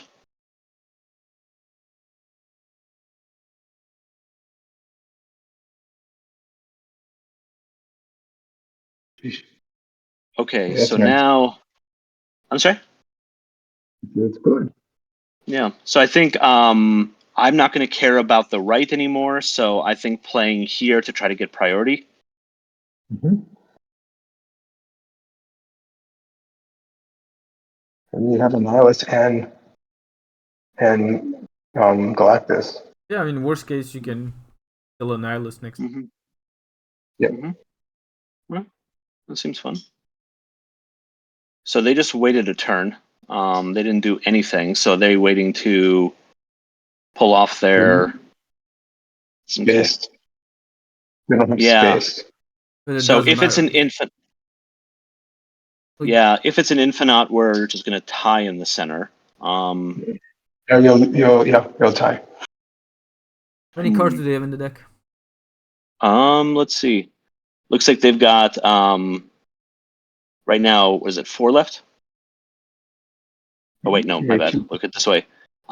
Yeah, 4 in hand, 3 in the deck. So, first, your tracker is telling you they discard an Infinite, so they're not going to play it. Second, Right, we knew that. if you Galactus, the only way they win is if they pull Infinite behind Lockjaw from the card they're going to play behind Lockjaw, which is impossible because they discarded it. So there is a 100% option. All right. Shang-Chi on the right it is. Okay, let's run the roulette. And they also didn't have Black Knight down, so they couldn't. Yeah, not enough points. Oh, wait, that's going through, right? Let's see. Cool. All right, 4 cubes. Can't be too mad at that.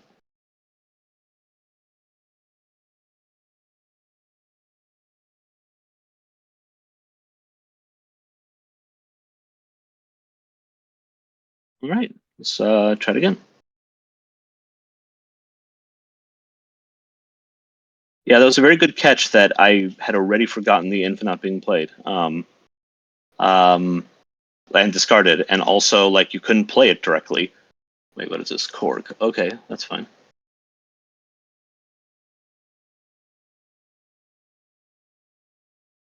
Okay, fun. Let's see.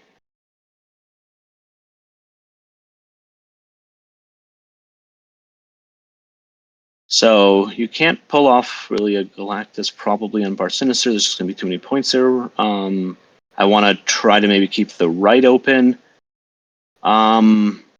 There's an argument for Ravonna here on the left,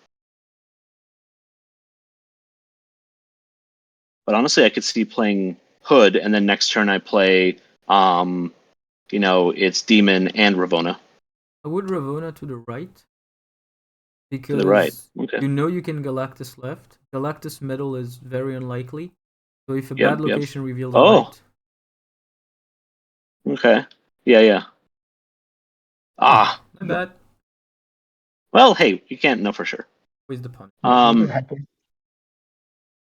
Let's see. Unlikely that my Hood in the center won't be. No, and I want to save that. Okay, I want priority, I think, because right now the fun would be trying to hobgoblin there. But I don't have a way to get priority going into next round. Nope. So I think either I just play the Hood for points later, or I just skip this. You play Hood on the right. Yeah. Mm-hmm. Yeah. Yep. I mean, I've lost Prime anyway, so that's fine.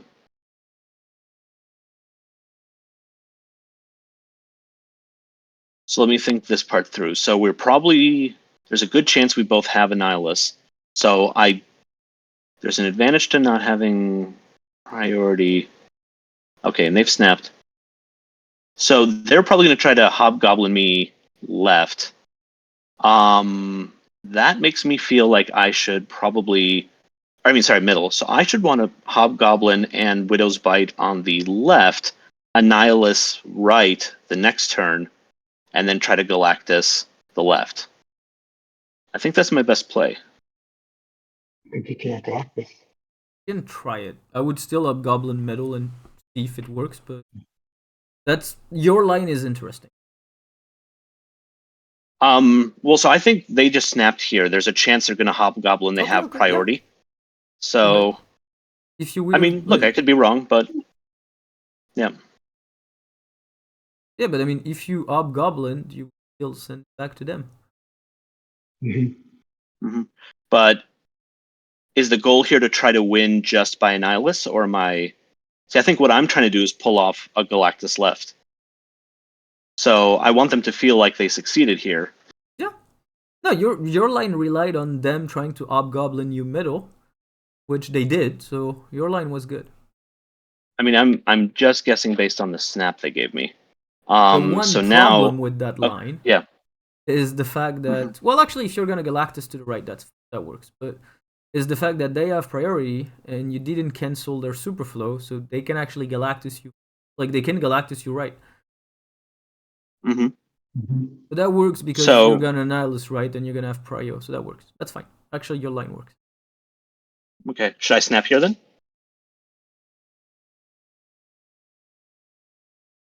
You can try it. Not against it. I kind of want to. Yeah, so I might lose some ranks, but this is what I want to practice. So yeah. I mean, you committed to a line, and the condition to your line happened. Yeah. Can you hear me? Oh, that's interesting. Oh, that's fine. Okay. Let's see what this is. Hello? Okay, I do not care. This is looking pretty good for me. Yeah, cool. Actually, perfect. Okay, I'm pretty happy. Oh, wait, can you just Galactus... Wait, does Galactus Middle work? I don't know, but why try it? You win Galactus left. I know, but it's cooler to win Galactus Middle because you get 4 of them, that's all. But 8 cubes and it might not work. So. Yeah.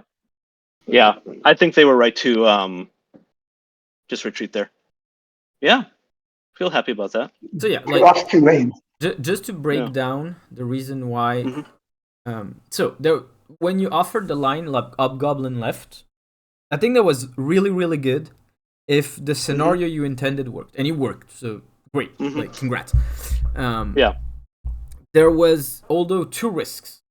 Number one, I feel like you didn't take into account the fact that your opponent had Superflow active, and there was like maybe not a good play, but a surefire play, which was just Hobgoblin to the right and kill that energy for them. And there was also the possibility, like, if you Hobgoblin right, middle without priority, what happens is, so they play their Hobgoblin, they send it, so you have yours unrevealed. They send it, so you have 2, and then it copies, and they have 4. So they send you 2 as well, right? So you have 4, and they have 2. Then yours reveals, it goes, and then you copy it, you have 1 more, and you send it as well. And so what happens is they have 4 Hobgoblins, and you have 2, meaning you have 1 Bar Sinister, and you don't have to play there anymore. I think part of what I was worried about then is I wanted to not have priority because, if they have an opportunity to play their Annihilus on turn 6, things will then come back to me. And I just don't have the points in this deck to like just compete for lanes in that way against a counter match. So it was like I'm remembering a lesson from a couple of weeks back, don't play turn to turn, play your goal. The only way I could guarantee, not guarantee, nothing's guaranteed, but my best shot for winning was assume that their snap, when we both have Ravonna and they have priority, assume that my snap, or their snap there, meant that they were getting ready to Hobgoblin and they knew they would go off, which means they were going to leave the left open, which means maybe Galactus. Like, I didn't know it would work, but I think it was my best chance to have a clear information going into the end, which is, can I win this game or not? Okay, I see what you mean. Yeah, but your scenario was more scarce, but in that window it was really good. So like because they did what you expected, your scenario was absolutely perfect. Like mine was more general. Mine had more chances of working, but yours was guaranteed to work in that window. Yeah. Yeah, and I mean the goblins on Superflow is like, delightful. Especially if you've already got an asymmetry like we have with Ravona. I think this is maybe just I'm in a niche window right now where I'm trying to practice just aggressive snap and early retreat if it doesn't go my way. And there was always an option to leave for a couple points. I mean, but you're right. Like your option preserves the most options to see what is going to happen, and in a counter match, that really matters because this Annihilus counter match, or mirror match, is just wild swings in every lane, every turn are possible. Yeah, true. So I see exactly the argument for best to stay in a competitive space for the most possible turns. It's exactly what you're saying. Well, sometimes that's my problem. Sometimes I want to be too general. Like I want to keep too many options open while closing certain options would actually increase my other options to work. So I don't think there's a better way to look at it. It really comes down to style and the vision of the thing. So that's why I wasn't at all against your scenario. Yeah, and I think this is why this is a beautiful game, because like if there was only one right way to play, like do you do general or do you commit tunnel vision to a certain win condition, the game would be dull. Like we don't know which of our strategies could work. It depends on what the opponent does every turn. That's why it's fun. You can't know. It's always a gamble. All right, let's try to get one more in. Yeah. Cool, I love it.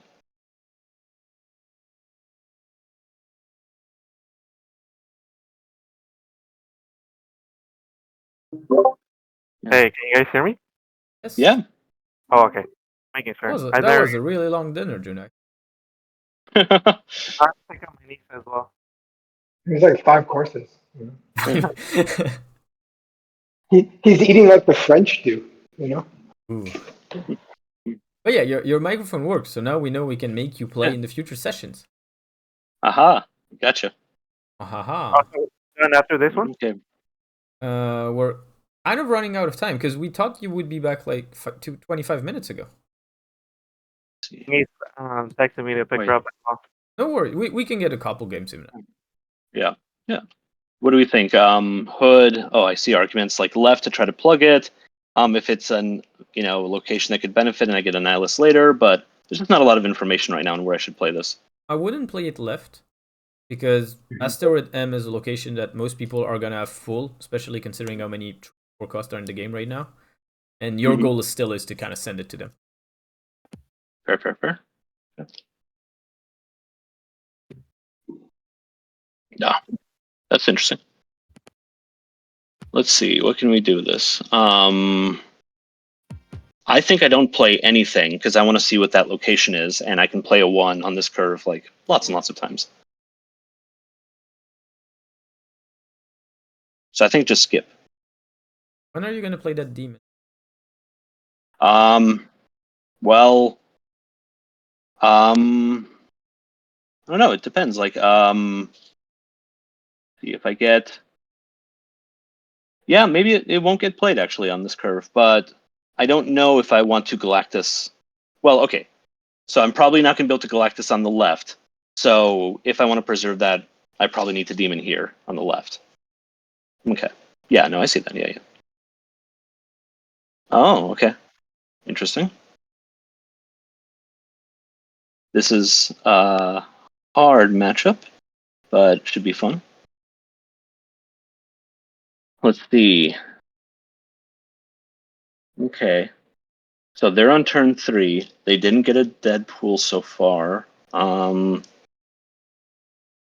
If I give them a bunch of Black Widows, and they have to eat those, they eat that with a Carnage, that's fine for them. It's great for them. If it's a Venom, it's only a minor con.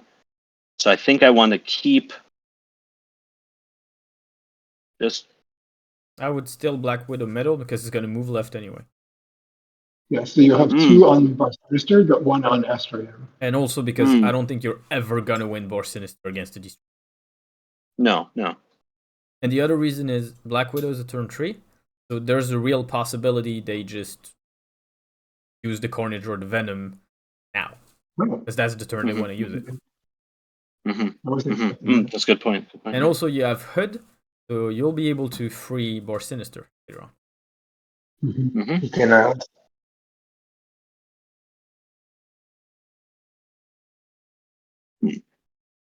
now you stop. Let's see. I want to try to keep a lane open. Depending on how this shakes out, I might need that Shang. I think I need to be realistic here that I'm probably not going to Galactus this game. That's a hard gamble with this. You're not. You're Alioth this game. Yeah. So then, given that, I think, I don't know, put a Nebula on the right. Just Put see. Shang-Chi on the right. Oh, right now? Well, if you're gonna Alioth on 6, when are you gonna Shang-Chi? Wait, Alioth on 6. If you Alioth on 6, and you're probably gonna Oh, Annihilus sorry, on Alioth. 5, Yeah. might as well play Yeah. Shang-Chi now. Just for the raw points? I mean, it's better to have guaranteed 3 than a 1 that's probably gonna get Killmonger.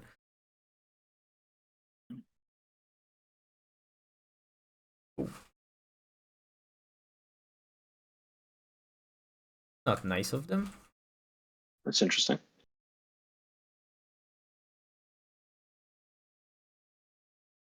Huh. Oh. That was weird. Okay. Why Wait. why would they do that? So are they can't drop a destroyer right now. They can drop they haven't played Venom yet. What are they trying to do here?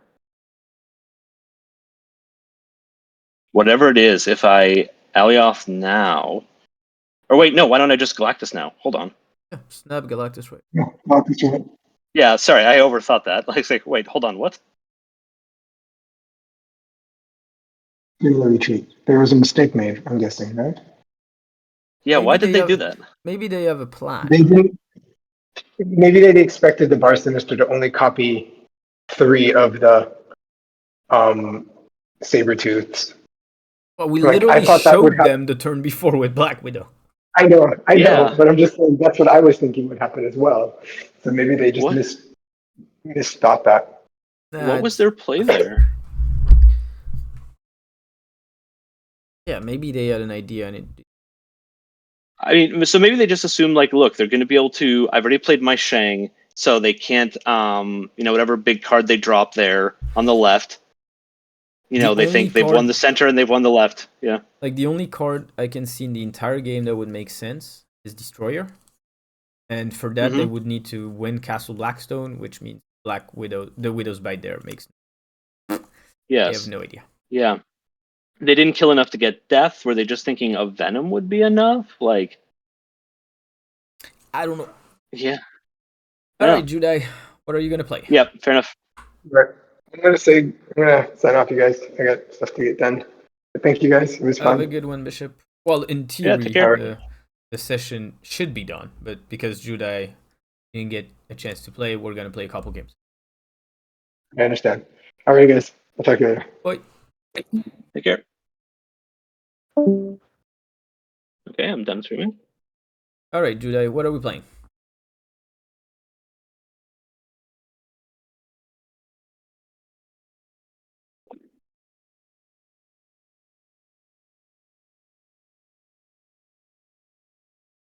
Is your microphone still working?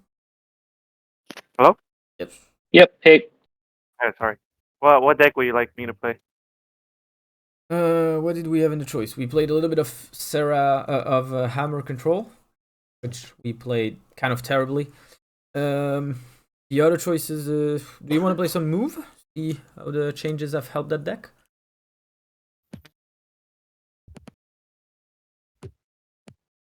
Let me see. How do I do this?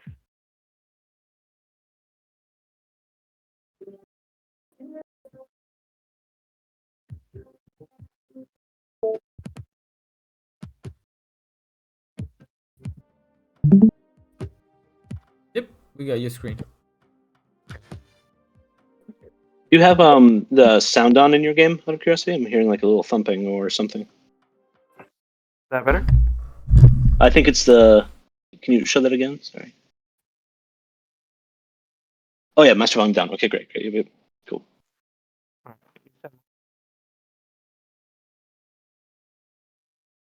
All right. Do you want me to just tell you the cards? So, Ghost Spider, Human Torch, Iron Fist.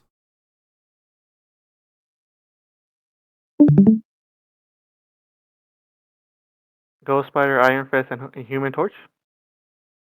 Raven,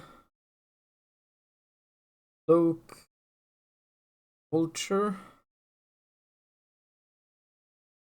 the Aimdol, Hercules,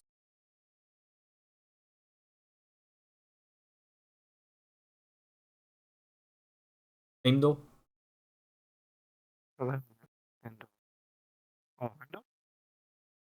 I'll let you pick. Do you want to try the new Spider-Man 2099, or do we want to skip directly to the Doctor Octopus part? Oh, Doc Ock. Doc Ock is pretty good in an Aimdol deck. You just Doc Ock there right, because the goal is to abandon it most of. Oh, I forgot. Dagger. What's gonna be Dagger? B. Doc Ock. I always forget one card in this.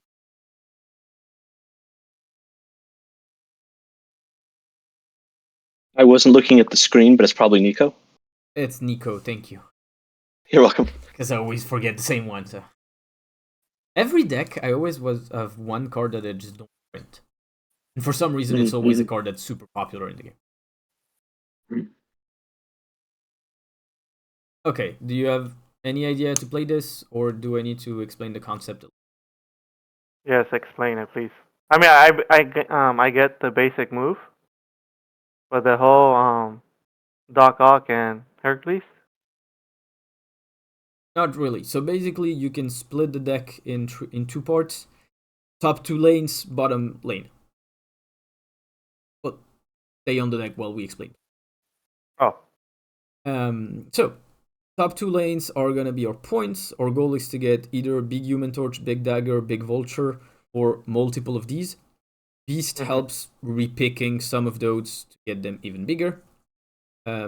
Hercules helps with growing Craven, growing our other cards, and then Aimdol is mostly because it's been buffed, and it allows you to just go off on turn 5 if you expect like a Sandman, a Leech, these kind of things,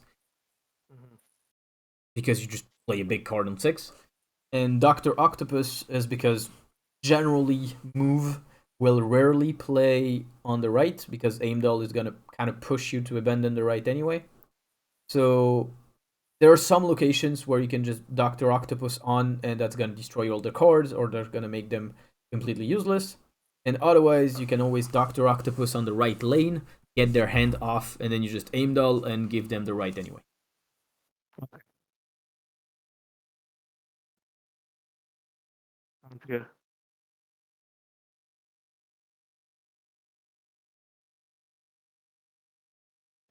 Right.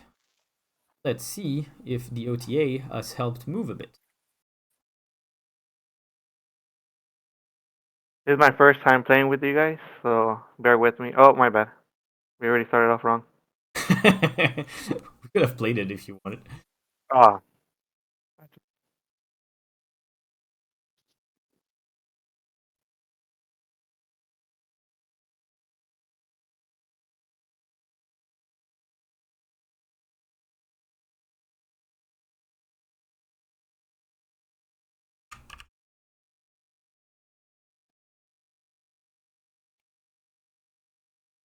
Right, here we go.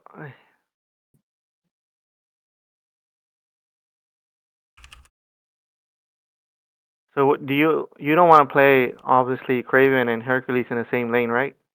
You can sometimes, because that means you bring cards there and they go back, so you can kind of bring them together. Okay. That can work. It's There are a few combos with Hercules and Craven. We'll get through them as we get the specific parts, but it really depends on your hand. It really depends on which move cards you get. Sounds good. Well, so far, I break the first 2 turns.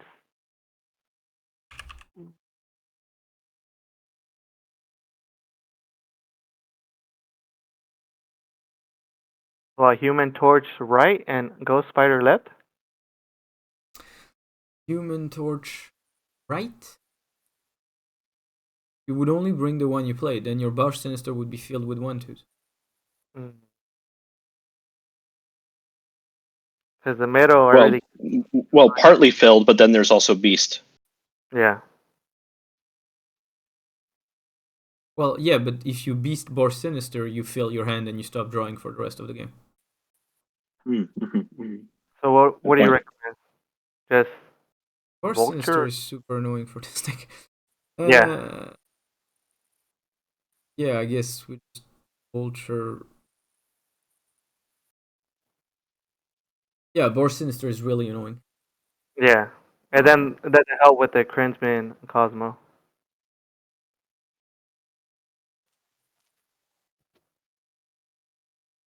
This is annoying.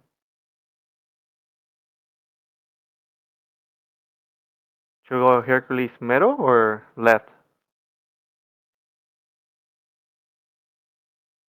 I'm trying to see if we can set up a beast turn with like Iron Fist and everything, because if we get them to 0, most of our problems are solved.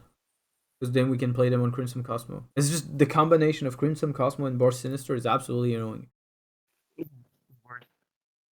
Like the worst locations right for this move. Nah, there's much worse, but I guess yeah, Hercules middle for now. We'll figure it out next turn. Oh, okay. Oh.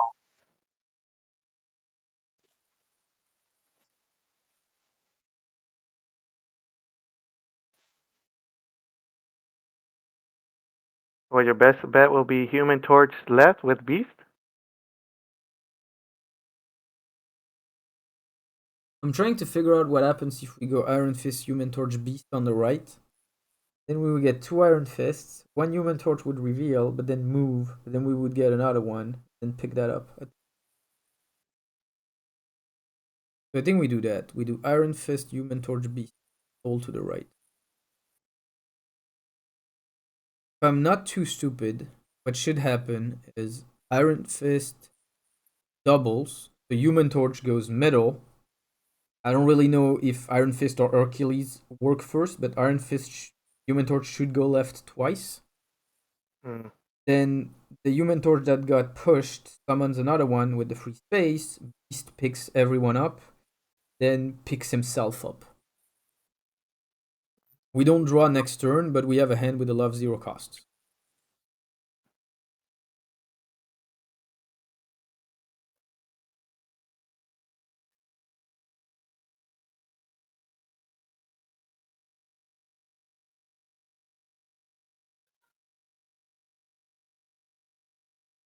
Okay, so that works for the second Iron. Still gets a big Human Torch. We're happy about it.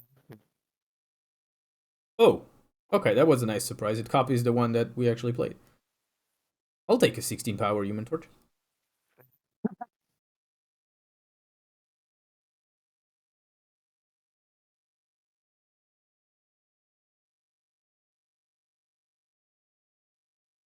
I mean, as far as I know, he's gonna play Onslaught. Onslaught all the way left. Yeah, but we're gonna have cards on it. Yeah. So we can Iron Fist to the right. Iron Fist to the middle. Human Torch right? to the right. Ghost Spider To the- left. Wait, but Hercules. Don't play Ghost Spider. You could just play Octopus, Iron Fist to fill it. Yeah. Like that. Then nothing moves. That's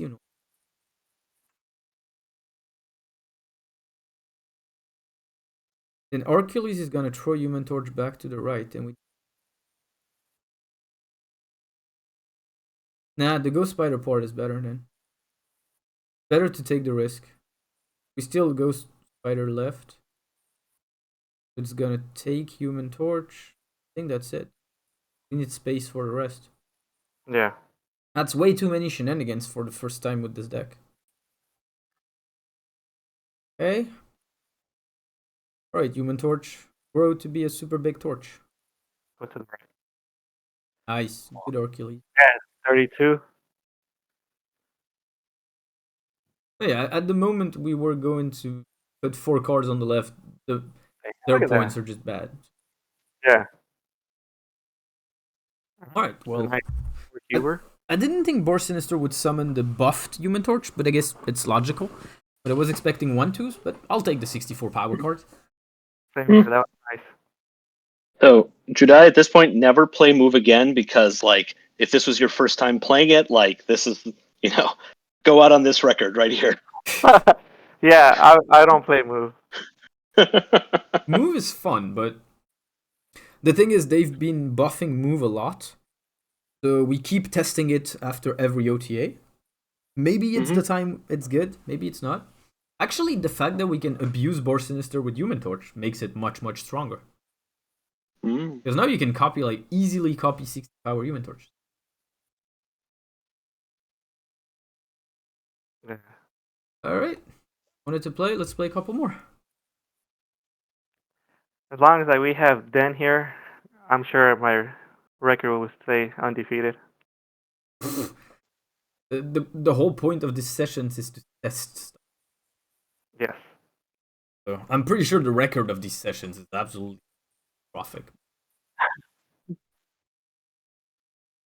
So I've missed 4 coaching sessions so far. I want to run the data on whether or not the collective points were higher on those exact 4, because there could be a different hypothesis. Nothing. Dr. Octopus on board. Wait. Why are we playing so fast? Oh, sorry. There's literally. I don't think that I could play anything right now. Cloak, right?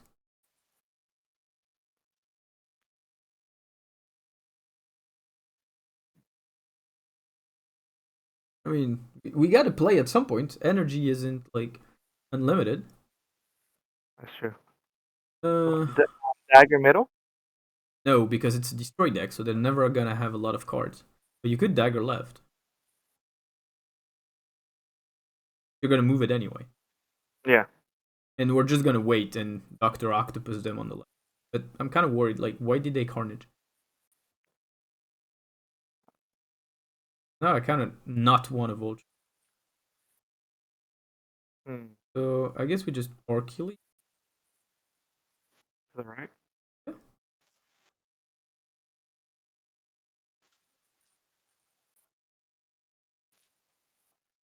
There are no bots in Infinite, right? No, I think they're trying to bait us. Oh, I think he wants to Venom and then Zola is what I think. Oh, okay. Yeah, because 0, yeah. Then we So just should I do Doc? Wait, how many cards in their hand? Oh, I don't have the tracker. You click on their portrait. Just click on their portrait. 4. Yeah, Octopus. I don't know if I want an Octopus Medal or Octopus. Right will be since they're all playing left. No, I don't want to play Well- right because that's the location I want to win. Yeah, we're trying to block their Zola now. If we fill up their lane, they can't. Yeah. Yeah, but the problem is, or Sinister, they can get something that destroys. Played left. Play left. That was the whole point. We just need to get a null or something. There we go. They have 0 cards in hand right now, correct? Mm-hmm. Let Nico. So they were probably that play, but they don't have Zola at all. Yeah, but they're gonna have 2 Venoms. No, 1 Venom. Yeah. Oh, they got the 11. Okay, that's fine. So we just need to beat 11 power Venom on. Did they have a null? They had 4 cards in hand. They played 3 and we dragged Death. The 1 card Right, they have but- in hand is a 11 power Venom. Then we just have to beat. But their what top could they deck. draw? Yeah, but Like if they draw a null right now. well, if they draw a null right now, we lose. So this is my best option. No. Your best option is thinking. You have time. Yeah. We're not in a rush. I think that's So Heimdall times 4 is 36, not enough. Okay. well, we're gonna have to play everything on the right. That way we could beat the 11 Venom. Because we already won left. I'm trying to see if there's a way to win middle. Yeah, I mean, play everything right. if they Hopefully make the mistake of Zoloing middle and figure out they're just going to surrender the left, and if we put something in the middle, but unlikely. I mean, Yeah. we're gonna try to Yeah. beat the card we know they have, not the card that they have 33%. Fair. Oh, there you are. Because there's yeah, one there you thing go. that you're not considering. Can we stay on that screen? Yes. Yeah. Can you click on their portrait? Does that show us? Can we still do that? Yes. So, Silvermint, they have 3 cards in deck, right? Yeah. Yeah. We know almost 100% in those 3 cards there's Deadpool. Mhm. Well, 4 cards. The one they drew and the 3 in their deck. So in those 4, there's Mhm. Deadpool. Pretty sure we can Mhm. bank on X23. Mhm. No. Pretty sure we can bank on No. And And probably Zola, And there's a 4th given one. Yeah, but see, yeah you think that it's Zola. they're thinking on the left. What tells you it's not Hulkbuster? What tells you it's not What Shang-Chi? tells me is that they committed to Bar with no name.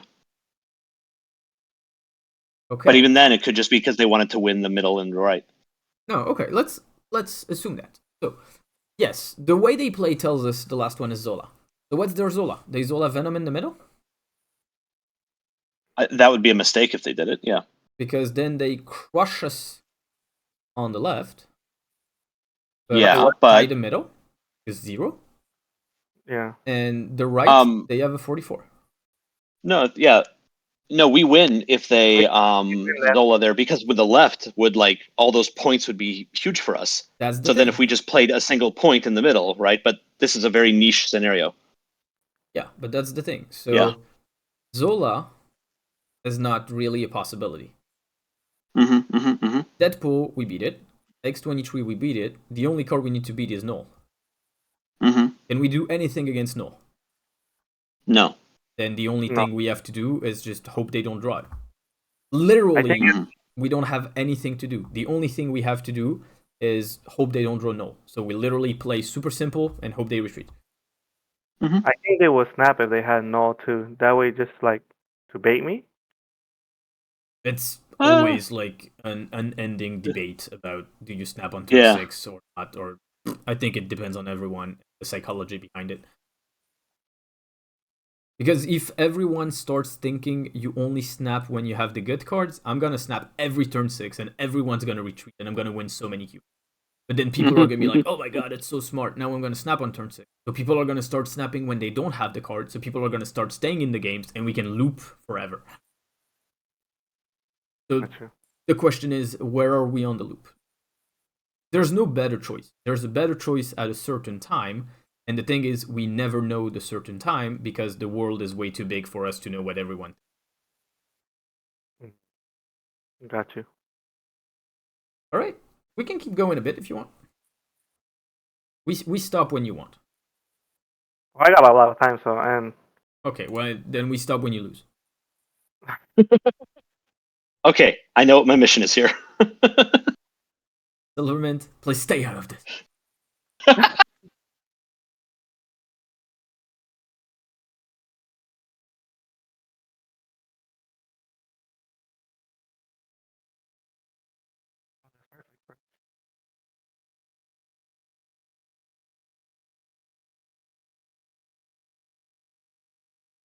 so yeah, I will wait with this just because I want to see if I could get like And there's way better Nikos to get.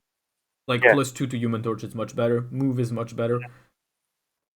You really don't care about Sanctum Sanctorum. Which one is this one? I Yeah, skip I again? could Nico Human Torch Metal.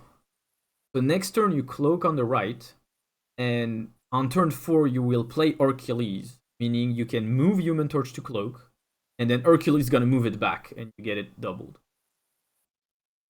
You just play Nico because it's 4 and it's decent. So Human Torch right? No, metal.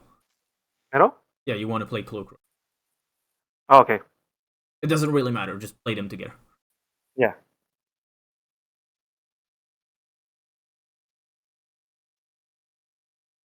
Oh. So I guess cloak right away. Because if they play on the Vault, well, if they're smart, they're gonna play on Mirror Dimension, so they should have nothing to move. Okay. Nice. So Hercules metal.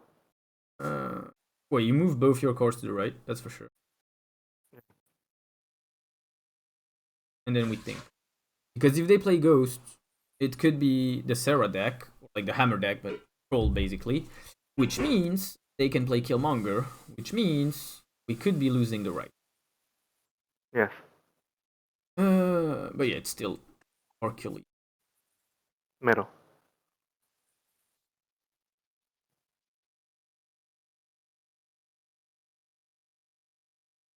Oh. Oh, okay. Not what I thought. Okay, so this is the last turn of the game. I don't want to play Doc Ock just in case There's we lose. absolutely no point playing Doc Ock, except if you try and see if you can lose. Oh yeah, that's the best thing we got.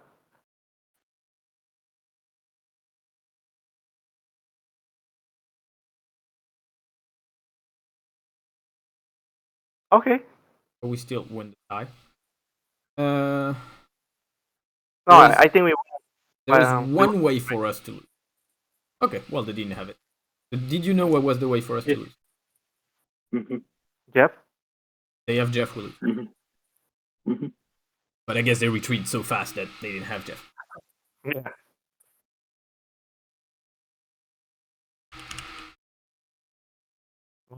Dan's helping me climb up, so I appreciate that.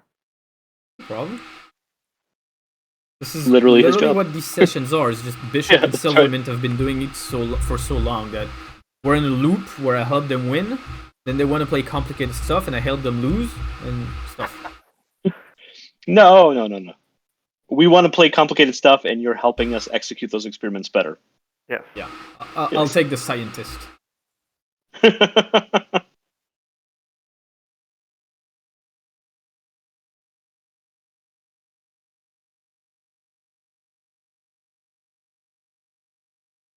With the draw, right? So Craven? Middle?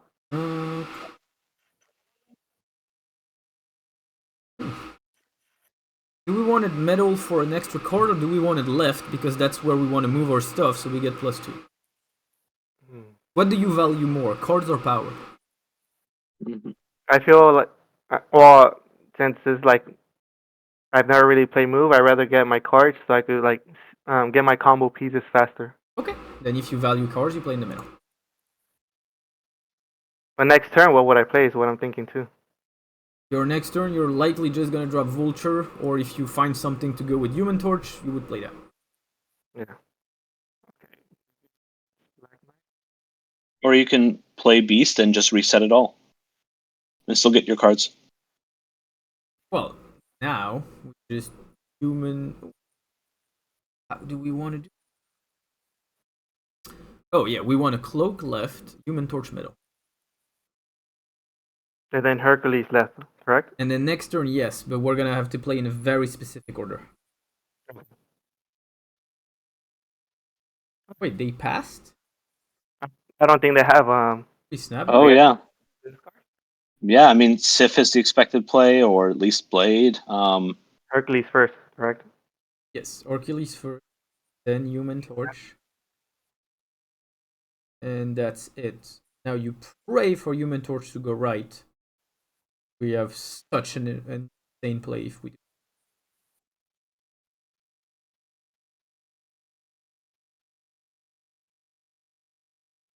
Aww. I guess we can pick up Craven, but Yeah. if Human Torch went right, we could have Iron Fist Beast to the right. Oh, never mind. Wait, it's Hercules. So, what is Wait, it? just Iron Fist Beast make middle no or Iron Ghost? Fist to the No. right, Vulture to the right, Ghost Spider Yep, to the and left. Yep. You got it. Points. Yes. Sorry, No I was problem. thinking of Beast for some reason. Yeah, Like, oh, like make look my at this Vulture, and it should become apparent why the play was this one. Because when Vulture is bigger than Infinite, it's usually pretty good. That was an 80 power. That was a 20 power Vulture if we count Craven. yes, that was.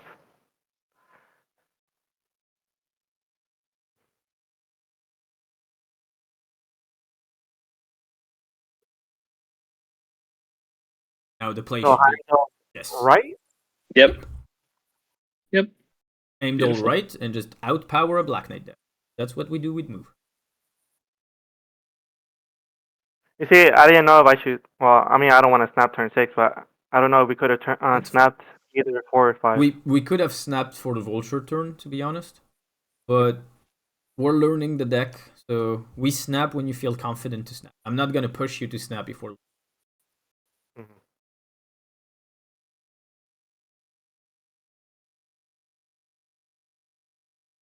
But yeah, to be honest, I would have snapped them at the. They did nothing on turn 3. Yeah. Because Black Knight is either good cards Black Knight or is Hela, and in both cases, turn 3 is super important for them. Yeah.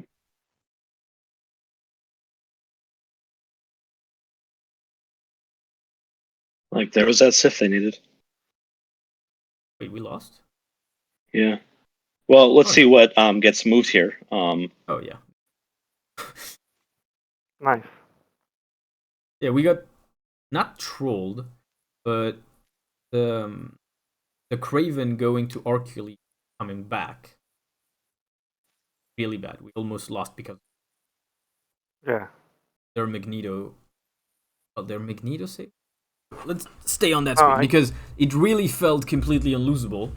So maybe we just gave them an opportunity to. Because so Craven went to the left and then back to the. With Hercules on the left, we were at 19. And it wasn't that hard for them.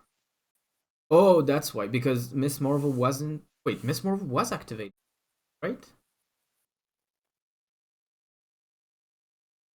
We kind of misjudged the left. Because I think we counted the fact that there would be more points on the left, but actually Hercules sent it back because there was only one card. Alright, maybe we have been a little too confident on this one. We should have counted the impact of Aimdal a little better because. Oh, Miss Marvel. So just that. Okay. Yeah. No, because maybe there was a surefire way to win, which was just Aimdal to the left, just add points instead of trying to make it nice. And we just like have been a little overconfident. Alright, maybe you lose one day. Maybe we're stuck in this Marvel Snap.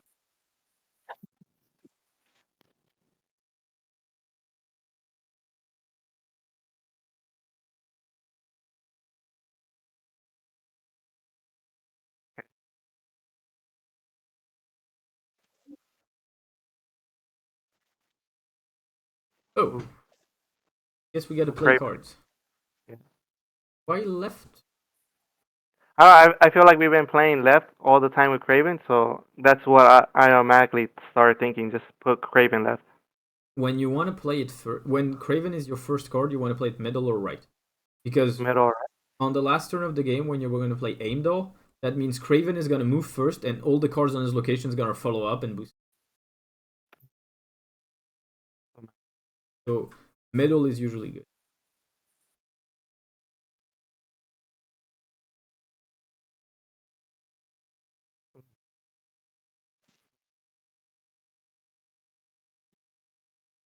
I guess Vulture, just in case we could get Ghost Spider again or something else, like a cloak.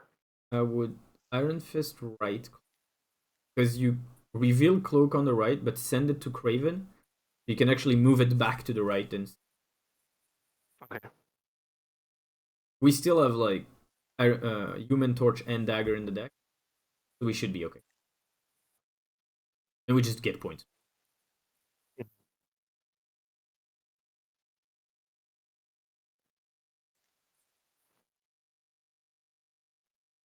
Showed Wolverine, so Human Torch.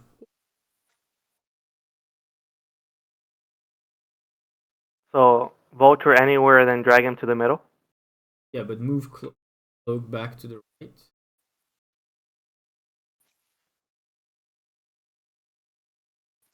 We'll see about Doctor Rock. Yes. What kind of destroy are they? Big question. Where are your variants? Sorry. I weigh on the variants. What is it? It is fallacy.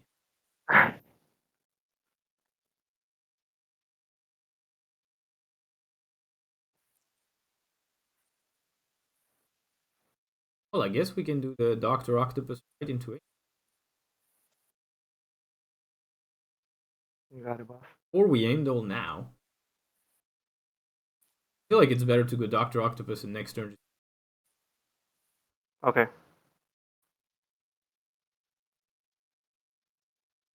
I mean, we could also play Human Torch in the end. Oh, we have Just in Titan, case. so Aimdall is a 5. Yeah. Oh.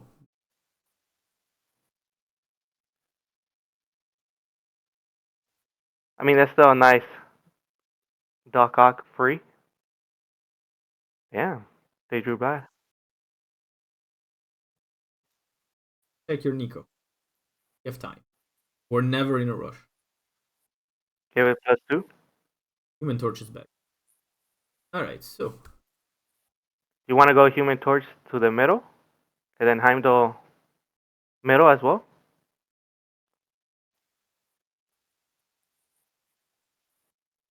I don't think they destroyed enough for problem. Arnim Zola is terrible.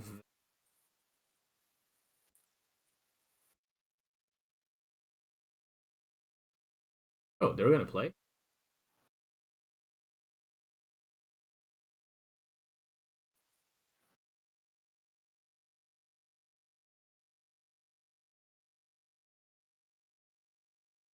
Okay, well. We're staying for 3 power Deadpool.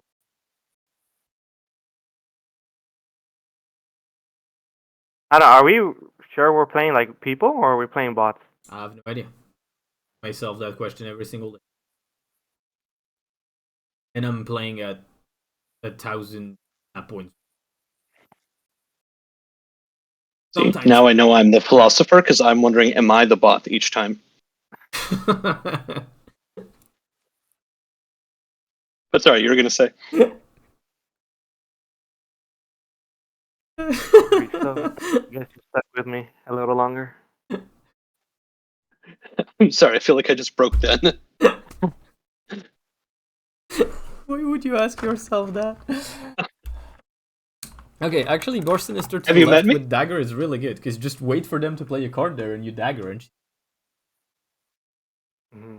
So just skip, right? I don't want to Iron Fist yet. yeah, just wait.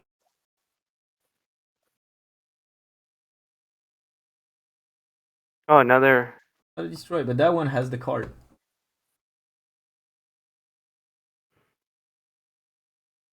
Oh, we have. Now I feel bad. I want to play Iron Fist and Dagger back.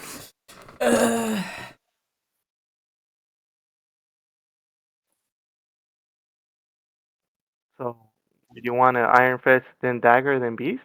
I feel that's like a little slow. You have time. In Iron Fist middle. Well, Dagger next turn. Hopefully, we find a 1 cost. Okay. I love that Wolverine. That Wolverine is not. Oh, and there we go.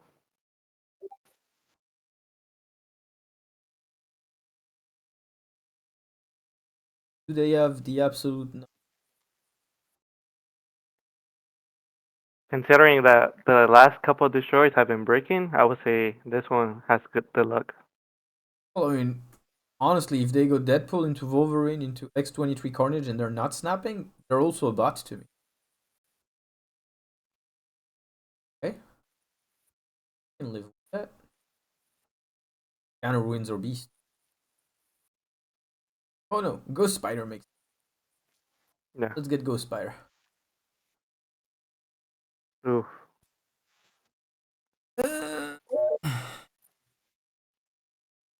Well, we can still pull the octopus right kind of trick. Mm-hmm.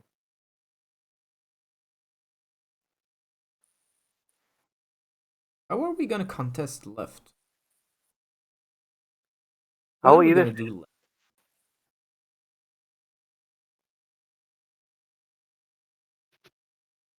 maybe it's better to play everything towards the right and then Heimdall left. That way we get points in the middle, and Heimdall gets like what 44 on the left.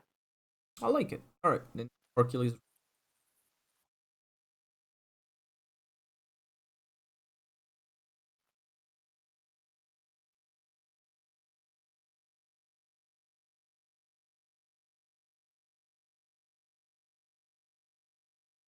I wonder why didn't. Ghost Spider. Now you show up. How many cars are in there? They have 5. Thinking, do we just Doc Ock Metal? Care about it because Wolverine is on the right, so they're likely to. Oh, but they have priority. Yeah. Mm. Huh. Could try Doctor Octopus. We didn't get the explosive stuff, so we have to.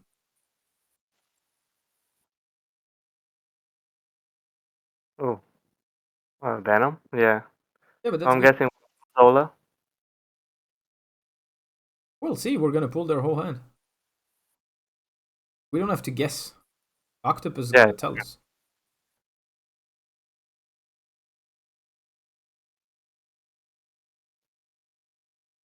Oh, okay. What the hell, Dracula? Yeah, because someone said, "What if Dracula discarded Null?" And then someone forgot to answer, "What if we just played Null?" But apparently, people. So Heimdall left. I think is the best option we have. The only thing is, Hercules gonna move Doc Ock to the right.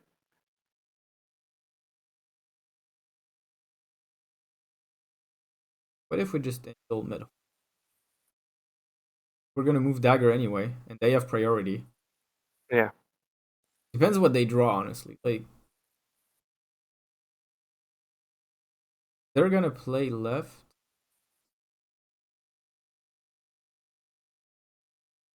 I think we have to hope Dagger beats hard on the left. Dagger, like they're Will gonna have Dagger four. grow large enough to be 4 Well, copies of their card on the left? the thing is, they reveal first, so Dagger is gonna get plus 12 because they're gonna have 4 copies. And it actually also opens Hercules pushing Doctor Octopus to the left. Because otherwise, if we aim all to the left, Hercules pushes Octopus to the right. Probably we lose middle because we only have 14. I'm just not seeing why like a 44 Heimdall isn't better Oh, than. we win because Heimdall's 11 and 9 with 20. We win middle, right? With the +3 on the We left. win middle, but their Hulkbuster isn't gonna buffer Dagger by much. Oh wait, we can discuss it after because Silverman good point. I'll explain my reasoning after. Maybe I was wrong. I What do you mean, see? Oh no, it's not in this. We go left. Oh, So that was why I was worried to play Aimdal on the left. Doctor Octopus going back to the right, and then we only have Hercules in the middle. We have lost the middle. yeah. mhm. So like in this scenario, the thing is, we have a chance to just purely win because Dagger gets bigger than their card. Unlucky was Hulkbuster, which didn't copy as a 4. And Hercules has a 50-50 on where he sends Octopus. If we Aimdall to the left, Aimdall copies himself. So we win left, most likely, unless they get null, but once again, it's null.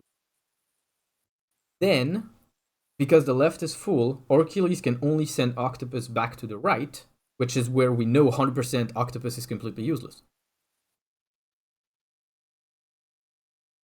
See what I mean? Yeah, 100%. I was too micro-focused on the left lane and not thinking about the others. Well, the thing is, the left lane is useless if we lose middle. Step 1 is win middle, and then try to win left. And I think this was the way to do it. Mm-hmm. Now, No, 100%. was there a way make sure? Well, the way to make sure was Hercules, please work with us once in your life. Because, I mean, everyone already thinks you're a bad card and you're not helping. That's true. Could we have done anything else? We could have just Octopus. Maybe our mistake was Octopus to the right. Maybe we should have Octopus to the middle and hope.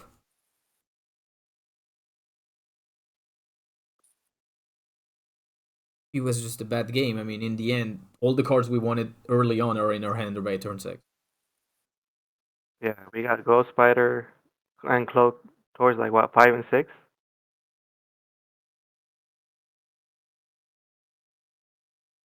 Yeah. I mean, you mentioned earlier that we didn't have our explosive stuff and we're playing against a very explosive deck.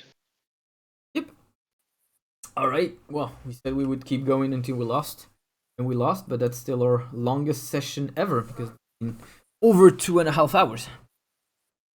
And move kind of feels like move. When you draw the nuts, looks like a good deck, but you hope your opponent doesn't have a counter. And when you don't draw the nuts, well, you kind of want to stop playing the game. Oh. Or at least move. Or Sinister didn't help with the decks we tested. Let's be honest.